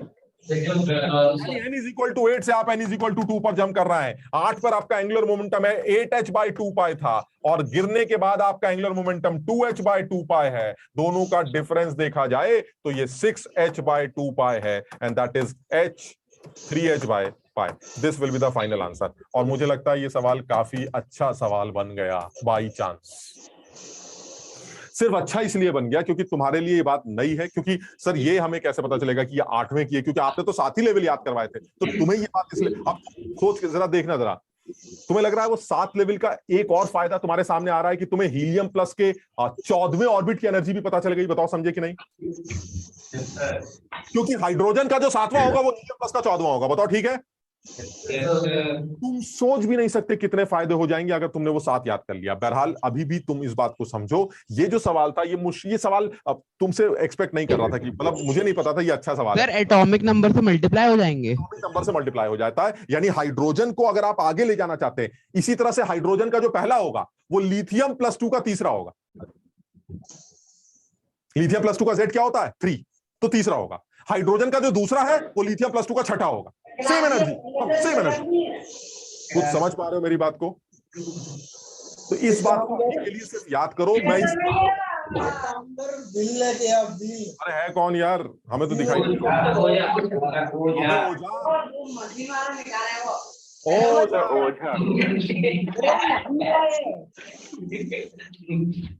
कौन सा ओझा है? क्या नाम क्या है इसका? आदर्श ओझा। माइक बंद कर लो, म्यूट हो जाओ। हमें लग रहा है टीवी चला के कहीं चले गए। अरे आदर्श ओझा बंद कर लो माइक। नहीं, हम कर दे तुम्हें। ठीक है, ये वाली बात समझ में आ गई? Yes sir. यहाँ पर एक थोड़ा सा सवाल, वैसे पता नहीं हमने सोचा नहीं था, लेकिन अच्छा बन गया कि आप हीलियम प्लस की बात कर ली। हीलियम प्लस बाइंडिंग एनर्जी 0.85 है, तो इसका मतलब वो हमारा 8th स्टेट। अगर यही सवाल हाइड्रोजन के लिए होता तो क्या लिखते? सर ये चौथा ऑर्बिट है, ये आपका फर्स्ट ऑर्बिट है, तो चौथे से फर्स्ट का गैप जो वैभव ने बताया 3h/2π आंसर आ गया। मेरी सब लोग बात समझ रहे हैं कि नहीं? तो ये भी एक सवाल बन सकता है। बाइंडिंग एनर्जी को भी किसी भी तरह से लिंक किया जा सकता है बाइंडिंग एनर्जी का। लेकिन एक चीज क्लियर है, बाइंडिंग एनर्जी का मतलब है जिस ऑर्बिट में आप हैं उस ऑर्बिट में आपकी एनर्जी को अगर मैं प्लस में दे दूं तो वही आपकी बाइंडिंग एनर्जी है, क्योंकि आप वहां से बाहर निकलकर इंफिनिटी चले जाएंगे। यानी वो एनर्जी जो आपको उस स्टेट से खोल देती है, दैट इज सेपरेशन और बाइंडिंग एनर्जी। यहां पर आज तुम्हारे लिए एक नई बात आई है, मैं इसको बाकायदा एक टॉपिक के तौर पे तुम्हें पढ़ाऊंगा इसी चैप्टर में, जिसको इक्यू एनर्जी ट्रांजिशन के नाम से जाना जाता है। लेकिन अभी वो नहीं करा रहा हूं क्योंकि उसका टाइम नहीं आया, अभी कराऊंगा आगे इसी कुछ क्लासेस बाद। ये इंपॉर्टेंट टॉपिक है, लेकिन उसकी एक बात निकल आई लेकिन कि हाइड्रोजन का फर्स्ट, हीलियम प्लस का सेकंड, लिथियम +2 का थर्ड, ये तीनों सेम एनर्जी होते हैं। तीनों सेम एनर्जी। कितना आसान हो गया, कोई पूछो, सोचो लिथियम +2 के 18th ऑर्बिट की पोटेंशियल एनर्जी बताइए। 18th। तुम कहोगे सर 18th, लोग पागल हो जाएंगे कि 18th का मतलब 18 का स्क्वायर, पता नहीं क्या क्या करना पड़ेगा। और जो अकलमंद होगा क्या, एक सेकंड, लिथियम +2 का बताओ, हाइड्रोजन का 6 होगा। और हाइड्रोजन का 6 हुआ तो सर टोटल एनर्जी -0.38 होगी। Yes, sir. Potential energy minus 0.38 into 2 होगी, हो गया सॉल्व, खत्म। तो कहेगा यार तुम किसका बता रहे हो, हमने कहा हाइड्रोजन का। कह रहा लेकिन मैंने तो लिथियम का पूछा, तो मैं क्या बोलूंगा, तुम्हें समझ में नहीं आएगा। आंसर सही है ना, जाओ। क्योंकि मैंने इस इक्वल एनर्जी ट्रांजिशंस के बारे में सोच रखा है। क्या सोच रखा है कि सर लॉजिकली मुझे समझ में आता है कि 1 2 बराबर 1 3 बराबर, क्यों? क्योंकि हाइड्रोजन और हीलियम में जो डिफरेंस है वो डबल का है। यानी हीलियम प्लस के आप किसी भी ऑर्बिट की एनर्जी निकालना चाहते हैं तो मैं उसको हाइड्रोजन से लिंक कर सकता हूं। समझ रहे हो बात को? सबको ये बात समझ में आ गई? इसको और बाकी सारे एलिमेंट्स क्या बेटा? सिर्फ बेरिलियम और बाकी सारे एलिमेंट्स सबके लिए जैसे बेरिलियम की बात करते हैं, बेरिलियम का Z4 होता है। तो हाइड्रोजन का जो फर्स्ट ऑर्बिट का एनर्जी है दैट इज 13.6 माइनस में, it will B beryllium plus 3 का फोर्थ ऑर्बिट का एनर्जी माइनस 13.6, सेम। ओके, समझ रहे हो? सिर्फ Z से मल्टीप्लाई कर, दैट प्रोसेस इज इक्यू एनर्जी। मैं बात करूंगा, लेकिन इसको टॉपिक के तौर पे, इसको इतनी आसानी से खत्म नहीं करेंगे, बड़ा इंपॉर्टेंट टॉपिक है। लेकिन एक रफ आइडिया तुम्हें दे दिया, और तुम फिर देख रहे होगे कि वो 7 लेवल याद करना, सिर्फ 7 नहीं, वो बहुत सारे लेवल बन सकते हैं किसी दूसरे सिंगल इलेक्ट्रॉन सिस्टम के लिए। तुम इस तक का आंसर बता सकते हो कि बेरिलियम प्लस 3 के 28th ऑर्बिट में अगर कोई इलेक्ट्रॉन नाच रहा है तो उसकी टोटल एनर्जी कितनी, क्योंकि बेरिलियम प्लस 3 के 28th ऑर्बिट में नाचने वाला उसी एनर्जी का आदमी है जो हाइड्रोजन के 7वें ऑर्बिट में नाचने वाली की एनर्जी होती है, दैट इज माइनस 0.28। बताओ, समझे? हाँ बेरिलियम प्लस 3 का 28th, हाइड्रोजन का 7th, सिमिलर। क्योंकि हाइड्रोजन से अगर आप बेरिलियम पर जाना चाहते हैं तो 4 से मल्टीप्लाई करेंगे, तो बेरिलियम से हाइड्रोजन के पास आना चाहते हैं तो 4 से डिवाइड करें, खत्म। ये इसको ऐसी थोड़ा सा हल्का सा याद कर लेते हैं, समझ लेते हैं। हम इस डिटेल में इस टॉपिक को भी डिस्कस करेंगे। समझ में आया? Yes, sir. शुभ, कोई डाउट है बेटा? Yes, sir. कोई डाउट है शुभ? Yes, sir. नहीं सर, नहीं। सर मेरे को ये पूछना था कि जैसे 28 है वो उसका 7th होगा, तो अगर उसका 26 या 27 पूछा, अगर उसने 26 27 पूछा तो आप कैलकुलेट करना पड़ेगा, आपको डिवाइड करके नहीं आएगा। क्यों? क्योंकि सर वो डिवाइड करके इंटीजर आ ही नहीं रहा। मेरी बात समझ रहे हो कि नहीं? फिर आप कैलकुलेट करेंगे, और कैलकुलेट करने में कोई दिक्कत नहीं। कैलकुलेट करके कैसे करेंगे? सर मुझे पता है किसी भी ऑर्बिट की एनर्जी माइनस 13.6 Z² से निकाली जाती है। तो और अगर 28 के से ज्यादा पूछ लिया, 32 पूछा तो फिर याद करनी है, 8 तक की याद करनी पड़ेगी। लेकिन तुम खुद सोचो ना कि तुम्हें लगता है कि एक सिंगल इलेक्ट्रॉन सिस्टम में 1 2 3 4 5 6 7 8 9 10 11 12 क्या 32 28 ऑर्बिट तक का कोई सवाल बनेगा? कभी नहीं बनेगा। जो भी सवाल, और मैंने 7 तक तुम्हें इसलिए तो याद करवाया कि जितने भी सवाल होंगे ऑलमोस्ट सारे के सारे वो 7 लेवल के अंदर ही होंगे, जितने भी सवाल हो। क्योंकि जैसे जैसे आप ऊपर उठते जाते हैं एनर्जी इतनी क्लोज हो जाती है कि उनमें गैप ही दिखाई नहीं देता। आप जरा देखिए एनर्जी कितनी है, माइनस 13.6, दूसरे वाले की माइनस 3.4, गैप है कि नहीं? फिर तीसरे की माइनस 1.51, गैप कम हो गया कि नहीं?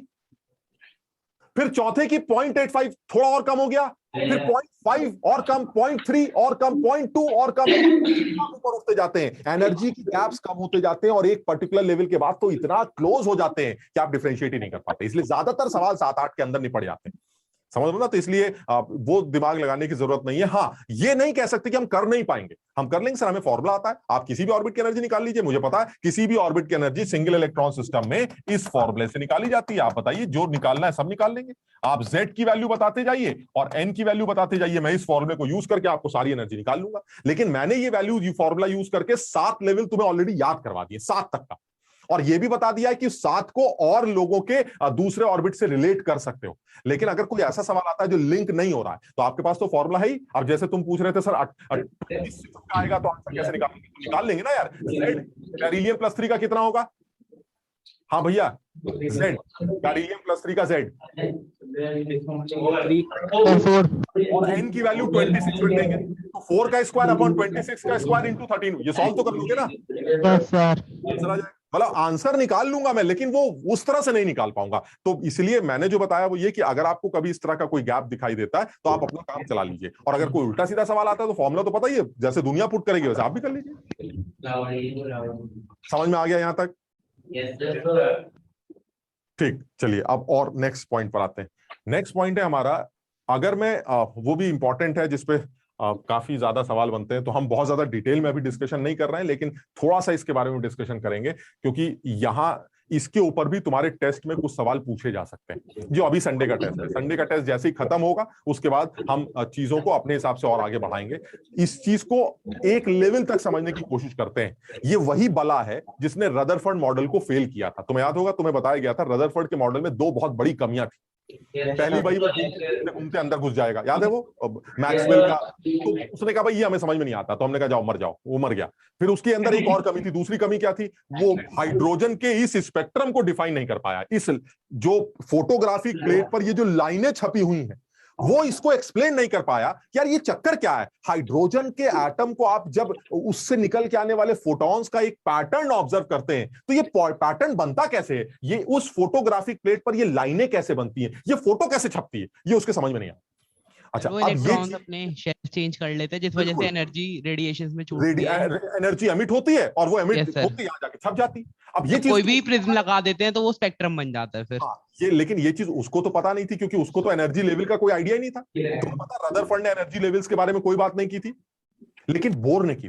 बोर ने कहा था नहीं नहीं सुनिए, हर घर की अपनी एनर्जी, तो जब भी कोई इलेक्ट्रॉन अपना घर छोड़ के नीचे आएगा तो उसको एनर्जी एमिट करनी पड़ेगी। वो एनर्जी किस फॉर्म में एमिट होगी, फोटोन के फॉर्म में। और वो फोटॉन्स जब फोटोग्राफिक प्लेट पर छपेंगे तो एक पिक्चर सी बनेगी, एक पैटर्न बनेगा जिसको स्पेक्ट्रम का नाम दिया जाएगा। यानी बोर मॉडल में इस हाइड्रोजन के एमिशन स्पेक्ट्रम के बारे में डिस्कशन किया गया।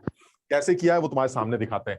सबसे पहले हाइड्रोजन गैस ले ली, इस हाइड्रोजन गैस को तगड़े पोटेंशियल डिफरेंस पे रख दिया, ये गैस आयनाइज हो गई। क्या निकले, इलेक्ट्रॉन्स। वो इलेक्ट्रॉन्स क्या एमिट कर रहे हैं, फोटॉन्स।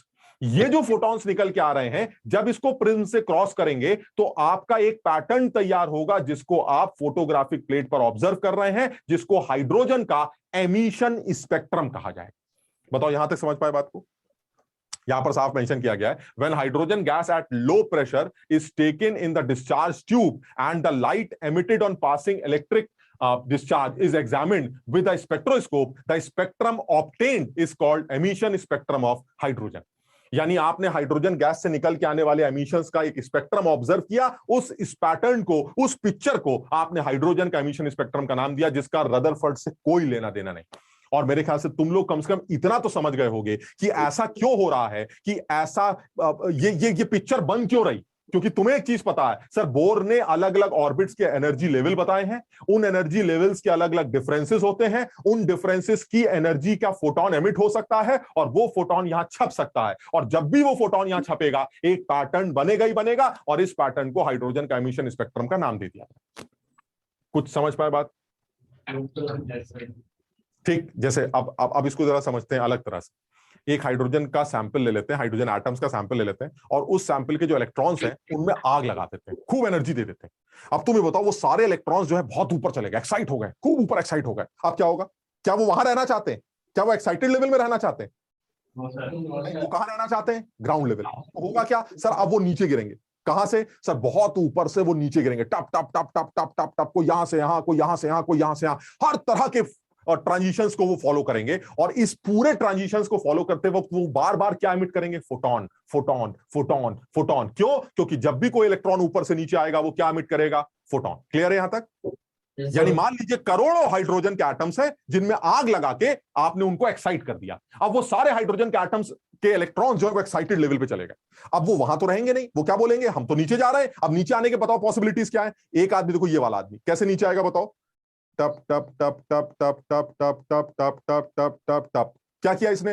हर ऑर्बिट को फॉलो किया। पहले आया, फिर यहां आया, फिर यहां आया, फिर यहां आया। तुम्हें नहीं लगता हर बार इसने फोटोन एमिट किया होगा?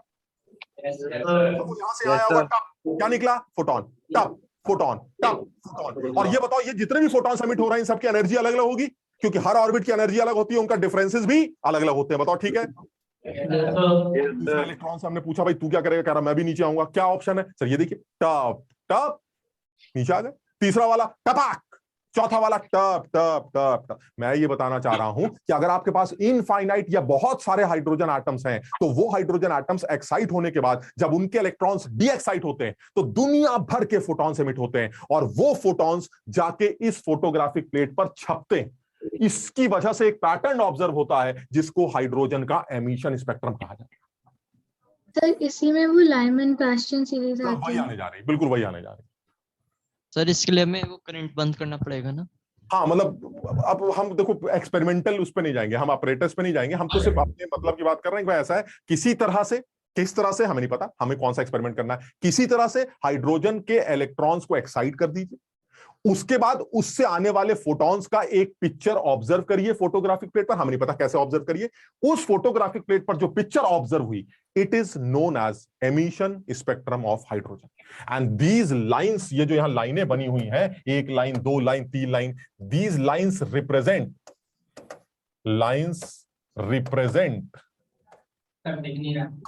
नंबर ऑफ, सर दिख नहीं रहा।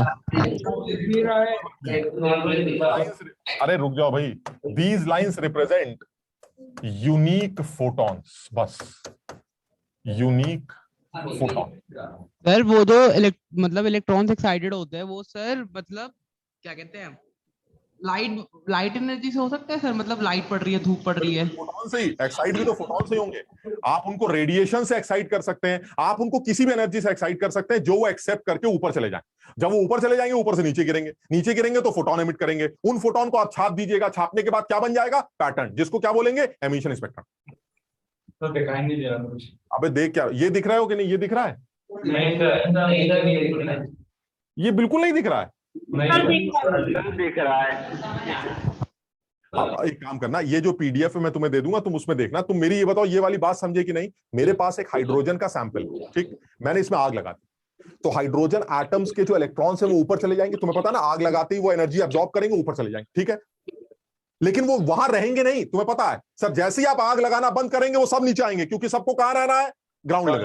तो सर वो सारे ऐसे टप टप टप टप टप टप टप टप टप टप टप टप करके नीचे गिरेंगे। जब वो नीचे गिरेंगे तो क्या एमिट करेंगे, फोटॉन्स एमिट करेंगे। वो फोटॉन्स जाके छपेंगे कहां, फोटोग्राफिक प्लेट पर। वो जो पिक्चर बनेगी उस फोटोग्राफिक प्लेट पर, उसको स्पेक्ट्रम का नाम दिया जाता है। कहां इतना दिमाग ला रहे हो, समझ में आई कि नहीं बात। काम की बात करते हैं। काम की बात यह है कि क्या इस पूरे खेल में ऐसे भी इलेक्ट्रॉन्स होंगे जो कहीं से भी गिरे हों लेकिन गिरे 1 पर हो, कहीं से भी गिरे हो लेकिन गिरे 1 लेवल पर हो, ग्राउंड लेवल पर। ऐसे इलेक्ट्रॉन्स होंगे कि नहीं, तुम बताओ। Yes sir. करोड़ों हाइड्रोजन एटम्स के अंदर करोड़ों इलेक्ट्रॉन्स होंगे, हर हाइड्रोजन एटम में 1 इलेक्ट्रॉन होता है, तो करोड़ों हाइड्रोजन एटम्स में करोड़ों इलेक्ट्रॉन्स होंगे, ठीक। उनमें से बहुत सारे इलेक्ट्रॉन्स ऐसे होंगे जो यहां से गिरे होंगे टपाक, कहां पर गिरे, 1 पर। कुछ ऐसे भी तो होंगे जो ये 1 पर ऐसे गिरे होंगे, तब टपाक, ये भी 1 पर आया। कहां से 1 पर आया, यहां से। बात मेरी समझ रहे हो, यानी मुझे इससे मतलब नहीं है कि तुम कहां से आए, अगर तुम 1 पर आए तो इस 1 पर आने की वजह से जो फोटोन तुमने एमिट किया, वो फोटोन एक सीरीज के अंदर रखा जाएगा जिसको लाइमन सीरीज का नाम किया जाए। समझो, यानी अब मैं यहां से एक बात शुरू कर रहा हूं, अभी मेरे पास थोड़ा सा टाइम है, ये इंपॉर्टेंट भी है। वो छोटी सी एक बात निकल के आने वाली है और बहुत सीधा सा है, तुम अभी बिल्कुल दिमाग मत लगाना, 1 मिनट के लिए जरा सा रुक जाओ, तुम्हें समझ में आ जाएगी ये बात। हम जो करना चाह रहे हैं वो ये करना चाह रहे हैं कि अगर इलेक्ट्रॉन कहीं से भी गिरा हो लेकिन गिरा 1 पर हो, जरा समझना एक बात, ये हमारे दुनिया भर के लेवल्स, बहुत सारे लेवल्स, ठीक। अब इलेक्ट्रॉन में आग लगा दी एटम में तो सारे इलेक्ट्रॉन्स एक्साइट हो गए। अब तुम बताओ क्या ये पॉसिबल है, जो मैं लाइन खींचने जा रहा हूं, क्या वो पॉसिबल है, तुम बताना। क्या इलेक्ट्रॉन यहां से, इसको ऐसे मान लेते हैं, बहुत सारे लेवल हैं तो ऐसे मान लेते हैं, this n is equal to infinity, this is dot dot dot, ये हो गया 8 7 6 5 4 3 2 1, ठीक। अब ये बताओ जरा, ये क्या ये पॉसिबिलिटी है कि ये आदमी यहां से यहां गिर जाए? Yes sir. क्या इस पूरे खेल में एनर्जी एमिट होगी? Yes sir. किस फॉर्म में होगी? फोटॉन के फॉर्म में। क्या वो फोटॉन छापा जा सकता है? Yes sir. उसकी एक लाइन दिखाई देगी तुम्हें पैटर्न के अंदर? चलिए ठीक है। अच्छा, क्या एक पॉसिबिलिटी ये भी है कि कोई एक इलेक्ट्रॉन यहां से नीचे गिर के 1 में आ जाए? क्या ये पॉसिबल है? Yes sir. सर यहां कैसे आएगा? अरे भाई कहीं से आ जाएगा, यहां आने के बाद ये 1 पर आ सकता है कि नहीं, बताओ। पॉसिबिलिटी करोड़ों में, क्या ये पॉसिबिलिटी है? Yes sir. क्या ये फोटोन एमिट करेगा? Yes sir. ये भी छपेगा? बिल्कुल छप सकता है। क्या ये भी एक पॉसिबिलिटी है? ये सारी पॉसिबिलिटीज जो तुम्हारे सामने खींची जा रही हैं, ये सारी पॉसिबिलिटीज क्या एमिट कर रही हैं? ये सारी पॉसिबिलिटीज फोटॉन्स एमिट कर रही हैं। ये जितने फोटॉन्स निकल कर आ रहे हैं, ये सारी पॉसिबिलिटी क्या है? ये पॉसिबिलिटी ये है कि इलेक्ट्रॉन कहीं से भी गिरा हो सर, मुझे इससे मतलब नहीं, 8 से 1, 4 से 1, 10 से 1, 50 से 1, 70 से 1, लेकिन आया 1 पर हो। ये जितने भी फोटॉन्स एमिट हो रहे हैं, इन सारे फोटॉन्स को एक सीरीज में रख देते हैं, इन फोटॉन्स की एनर्जीज को एक सीरीज में डाल देते हैं, जिसको लाइमन सीरीज का नाम दिया जाता है। मैं सबसे पहले जो बात कर रहा हूं, this is Lyman series. Lyman series को बिलोंग करने वाला फोटॉन वो फोटॉन होगा तो तब निकला होगा जब इलेक्ट्रॉन कहीं से भी गिरा हो लेकिन गिरा 1 पर हो, यानी लोअर लेवल विल बी 1 लेकिन second upper level will be 2 से लेके इंफिनिटी, कुछ भी हो सकता है। बताओ समझे? This photon belongs to Lyman series, यानी any photon which is emitted during the transition from any level to first level, that photon belongs to Lyman series. This is my Lyman series. हम इस Lyman series, बामन series जो भी हम कर रहे हैं, इसको इतनी डिटेल में अलग तरह से करेंगे कि तुम्हें समझ में आएगा कि और सेकंड लेवल जो एडवांस लेवल पे सवाल बन सकते हैं वो क्या बन सकते हैं। अभी बिल्कुल सीधी सीधी बात कर रहे हैं। हमें जो समझ में आना चाहिए वो आना चाहिए, ये जो हाइड्रोजन के एमिशन स्पेक्ट्रम में जो अलग अलग सीरीज बनाई जाती है, उनका सिग्निफिकेंस क्या है। तो मैंने सबसे पहले लाइमन सीरीज की बात की। लाइमन सीरीज एक ऐसी सीरीज को बिलोंग करती है, लाइमन सीरीज को बिलोंग करने वाले फोटॉन्स वो फोटॉन्स होते हैं जो तब एमिट होते हैं, फोटॉन्स तो निकलते हैं ना, तो तब निकलते हैं जब इलेक्ट्रॉन कूदी मारता है कहीं से भी 1 पर, कहीं से भी 1 पर। बताओ यहां तक ठीक? Yes sir. सोच के जवाब देना आप। इस सीरीज को बिलोंग करने वाले फोटॉन की मैक्सिमम एनर्जी क्या हो सकती है? 0। अरे यार बहुत ही गधे लोग हो यार, सही बता रहे हैं। अबे फोटॉन की, इलेक्ट्रॉन की नहीं, फोटॉन की मैक्सिमम एनर्जी कब निकल के आएगा? जब सबसे बड़ी एनर्जी का फोटॉन आएगा। सबसे बड़ी एनर्जी का फोटॉन कब आएगा? जब इलेक्ट्रॉन का डिफरेंस सबसे बड़ा होगा। इन्फिनिटी से 1, यानी इंफिनिटी से 1 का जो इलेक्ट्रॉन गिरेगा, ये एनर्जी डिफरेंस तो सबसे बड़ा है, इंफिनिटी तो बाहर निकल के आएगा सबसे बड़ा। नहीं समझे? तुम्हें पता चला कि फोटॉन कब निकलता? अबे फोटॉन जो है वो इलेक्ट्रॉन के गिरने से निकलता। उस फोटॉन की सबसे बड़ी एनर्जी कब निकलेगी? जब इलेक्ट्रॉन का गिरना सबसे बड़े गैप का होगा, क्योंकि गैप बढ़ने से एनर्जी का डिफरेंस बढ़ेगा। सबसे बड़ा कौन सा होगा? इंफिनिटी से 1, यानी E max will be infinity to 1 transition. And infinity पे एनर्जी कितनी होती है इलेक्ट्रॉन की? 0। कितनी होती है? -13.6। हाइड्रोजन की बात कर रहे हैं। कितना आया डिफरेंस? 0 माइनस -13.6। कितना आया? 13.6. This is the energy of a photon, maximum energy of the photon which belongs to Lyman series. ठीक? Similarly, what is E min? Minimum energy? कौन सा ट्रांजिशन होगा मिनिमम एनर्जी का? सबसे छोटा वाला। कौन सा? 2 से 1। सर ये 2 से 1 वाला मिनिमम एनर्जी को बिलोंग करेगा, और ये वैल्यू भी मुझे समझ में आती है 10.2। सर हाँ सर, जैसे इंफिनिटी से 1 पे गिर रहा है, जो हम 13.6 से ज्यादा दे रहे हैं जैसे 20, वहां से नहीं गिर सकता 1 पे वो? नहीं, तो फिर तो आप एटम में है ही नहीं ना। वो आपका रिश्तेदार है जो वो पहले एटम में आएगा, फिर एटम से नीचे गिर जाएगा। वो तो बाहर भाग गया। वो जो 20 लेके खड़ा है वो कहाँ है? भाग रहा है सर, वो नहीं रुका है। हम तो उन्हीं को नीचे गिरा सकते हैं ना जो एटम का पोर्शन है, मतलब बिल्कुल यहां इसके जस्ट नीचे वाले। बात समझ रहे हो कि नहीं? वो मेरे आदमी। नहीं, जो आदमी पहले 20 लेके भाग गया उसको कहां से लाके लेके आओगे? समझ गया ना? Yes sir. तो इसका मतलब ये हुआ मुझे उसी इलेक्ट्रॉन्स को कंसीडर करना है जो एटम का पोर्शन में, एटम का हिस्सा। ठीक। अच्छा, दूसरी बात, क्या ये बता सकते हो इस सीरीज को बिलोंग करने वाले फोटॉन की मैक्सिमम या मिनिमम वेवलेंथ कितनी होगी? Lambda max. सोच के बताओ। Maximum wavelength. क्या ये तुम जानते हो कि वेवलेंथ मैक्सिमम तभी होती है जब एनर्जी मिनिमम होती है? फोटॉन की बात कर रहे हैं। क्यों? क्योंकि energy of a photon is hc by lambda. Lambda come, energy ज्यादा, एनर्जी ज्यादा, लैम्डा कम। तो कौन सी एनर्जी सबसे ज्यादा है फोटॉन की? सर ये वाली। तो इस फोटॉन की वेवलेंथ सबसे कम होगी। सर बताओ, समझ में आई बात?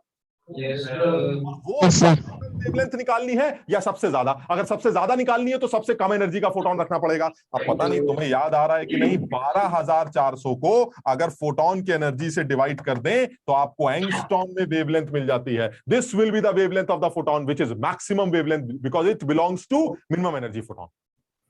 सिमिलरली अगर आपको मिनिमम वेवलेंथ चाहिए तो कैसे निकलेगी? मिनिमम वेवलेंथ निकालनी तो 12400 को 13.6 से डिवाइड करके मिनिमम मैक्सिमम वेवलेंथ भी निकाली जा सकती है। क्लियर है? अच्छा, ये तो अब मैं इस बारे में और भी बहुत सारी बातें करूंगा। ये जो लाइमन सीरीज बनी, इस सीरीज को बिलोंग करने वाली जो फर्स्ट लाइन होगी, बताओ वो कौन सी होगी? What is the wavelength of first line of Lyman series? बताओ wavelength of first line क्या मतलब हुआ? फर्स्ट लाइन कौन सी होगी? सर फर्स्ट लाइन 2 से 1 होगी, जो सबसे पहली लाइन। लास्ट लाइन कौन सी होगी? Infinity to 1। यानी ये सारे पॉइंट्स हम नोट करते हैं। फर्स्ट लाइन और लास्ट लाइन का मतलब क्या? ये हटा दें भाई यहां से। Yes sir. ये भी मेंशन कर लेते हैं कि फर्स्ट लाइन और लास्ट लाइन का क्या मतलब होता है।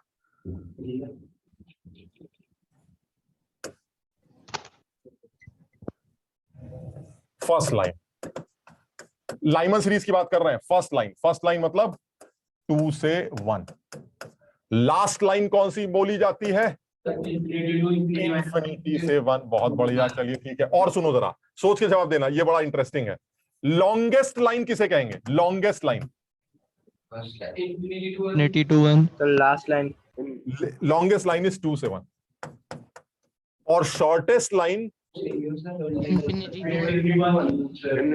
टू 1। और ये बड़ा इंटरेस्टिंग है, बच्चों को बहुत मुश्किल से समझ में आता है। सर ये क्या बात होती है? सबसे लंबी लाइन तो इन्फिनिटी से 1 वाली थी, आपने लॉन्गेस्ट लाइन को 2 से 1 क्यों लिख दिया? तो छोटी सी होती है। क्योंकि longest and shortest corresponds to wavelength. ये लंबाई नहीं है। लंबाई क्या होती है? क्या तुम्हें लगता है इलेक्ट्रॉन जब नीचे गिरता है तो लाइन बनाता हुआ आता है? वो लाइन है। लॉन्गेस्ट और शॉर्टेस्ट करस्पॉन्ड्स टू वेवलेंथ। अब बताओ, longest wavelength corresponds to minimum energy और मैक्सिमम एनर्जी? मिनिमम कौन सी होती है? 2 से 1। और शॉर्टेस्ट लाइन मतलब शॉर्टेस्ट वेवलेंथ। और शॉर्टेस्ट वेवलेंथ कब आएगी? जब एनर्जी मैक्सिमम कब आती है? तो ज्यादातर बच्चों को, क्योंकि बुक्स में लिखा नहीं जाता इसलिए उनको पता नहीं, और कहीं कहीं सवाल दे देते हैं, तो ज्यादातर बच्चे इसमें कंफ्यूज रहते हैं। सर शॉर्टेस्ट लॉन्गेस्ट लाइन का क्या मतलब होता है? शॉर्टेस्ट लॉन्गेस्ट लाइन का मतलब लंबाई नहीं है, वो है वेवलेंथ। और वेवलेंथ बहुत क्लियर है। Longest wavelength corresponds to minimum energy and shortest wavelength corresponds to maximum energy and that is again 2 to 1 and infinity to 1। ये चारों बातें भी हमें ध्यान रखनी है। यहां तक ठीक है? अच्छा, अब ये बता सकते हो कि अगर मैं तुमसे ये पूछूं कि किसी एक मिनिमम एनर्जी की वेवलेंथ जो है उसको रिडबर्ग कांस्टेंट के टर्म्स में निकालो, लैम्डा की वैल्यू आर के टर्म्स में निकाल पाओगे? तुमने लैम्डा की वैल्यू एंगस्ट्रॉम में तो निकाल ली, 12400 अपॉन एनर्जी पुट करके एंगस्ट्रॉम में तो आंसर आ जाए। लेकिन अगर मान लीजिए मुझे अब आर रिडबर्ग कांस्टेंट के टर्म्स में चाहिए, चलिए निकाल लेते हैं। 1/λ मैक्स, बताओ क्या होगा? R Z square. बताओ lambda max corresponds to which transition? 2 से 1। 2 से। क्लियर है? Lambda max belongs to 2 to 1। तो यानी कि 1/n1 square that is 1/1 square minus 1/2 square. यहां से लैम्डा मैक्स की वैल्यू निकाल लोगे, लैम्डा मैक्स आ जाएगा आपका, कितना आ जाएगा? 4/3r। This is lambda max. Clear? इसी तरह से अगर तुम्हें लैम्डा मिन निकालना हो तो 1/λ min is equal to r z square 1/1 square minus 1/infinity square. So this lambda min is equal to 1/r। Clear? यानी मैं ये बताना चाह रहा हूं कि सवाल 2-3 तरह से पूछ सकता है। एक तो पूछ सकता है लैम्डा मैक्स की एग्जैक्ट वैल्यू बताओ, तो एक तरीका ये कि सर यहां आर की वैल्यू पुट करेंगे, उससे आंसर निकालेंगे। कौन इतनी बेवकूफी करेगा? जब तुम्हें 12400 वाला फॉर्मूला पता है और तुम्हें एनर्जी भी निकालनी आती है, तो 12400 के नीचे एनर्जी पुट कर आप सीधे सीधे लैम्डा एंगस्ट्रॉम में निकाल सकते हैं। क्लियर है? अगर वो लैम्डा आर के टर्म्स में ही निकालना पड़े तो आपको ये रिडबर्ग वाला फॉर्मूला यूज करना पड़ेगा, जिससे लैम्डा की वैल्यू आप आर के टर्म्स में निकाल सकते हैं। बताओ यहां तक ठीक है? सबके समझ में आ गया ये? Yes sir.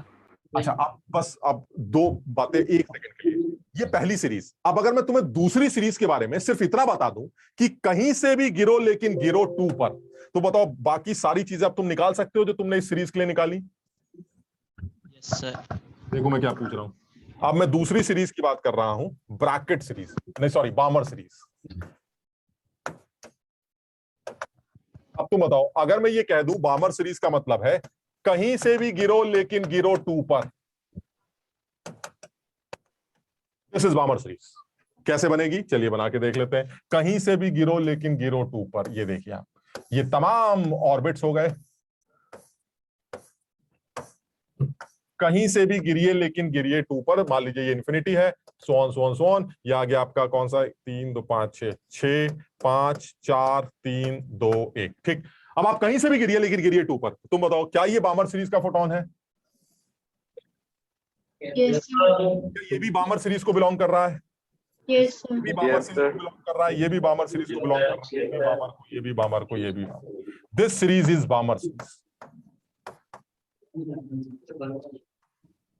लेकिन सर अगर मान लीजिए ये वाला आदमी 1 पर आ जाता तो सर वो लाइमन का होता। 1 पर आया है ना तो लाइमन होगा, समझ रहे हो? कहीं से भी 1 पर आओ लाइमन, कहीं से भी 2 पर आओ बामर। अब बताओ क्या तुम ये सब निकाल सकते हो कि बामर सीरीज की लॉन्गेस्ट लाइन कौन सी, शॉर्टेस्ट कौन सी, फर्स्ट कौन सी, सेकंड कौन सी, लास्ट कौन सी, मिनिमम एनर्जी कौन सी, मैक्सिमम एनर्जी कौन सी, बताओ कर सकते हो?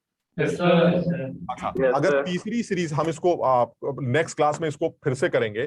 तीसरी सीरीज अगर पाश्चन सीरीज के नाम से जानी जाती, पाश्चन सीरीज। अगर मैं सिर्फ तुम्हें इतना बता दूं कि पाश्चन सीरीज एक ऐसी सीरीज है जिसमें कहीं से भी गिरिए आप लेकिन गिरिए 3rd पर, यानी n2 की वैल्यू 4 से लेके इंफिनिटी।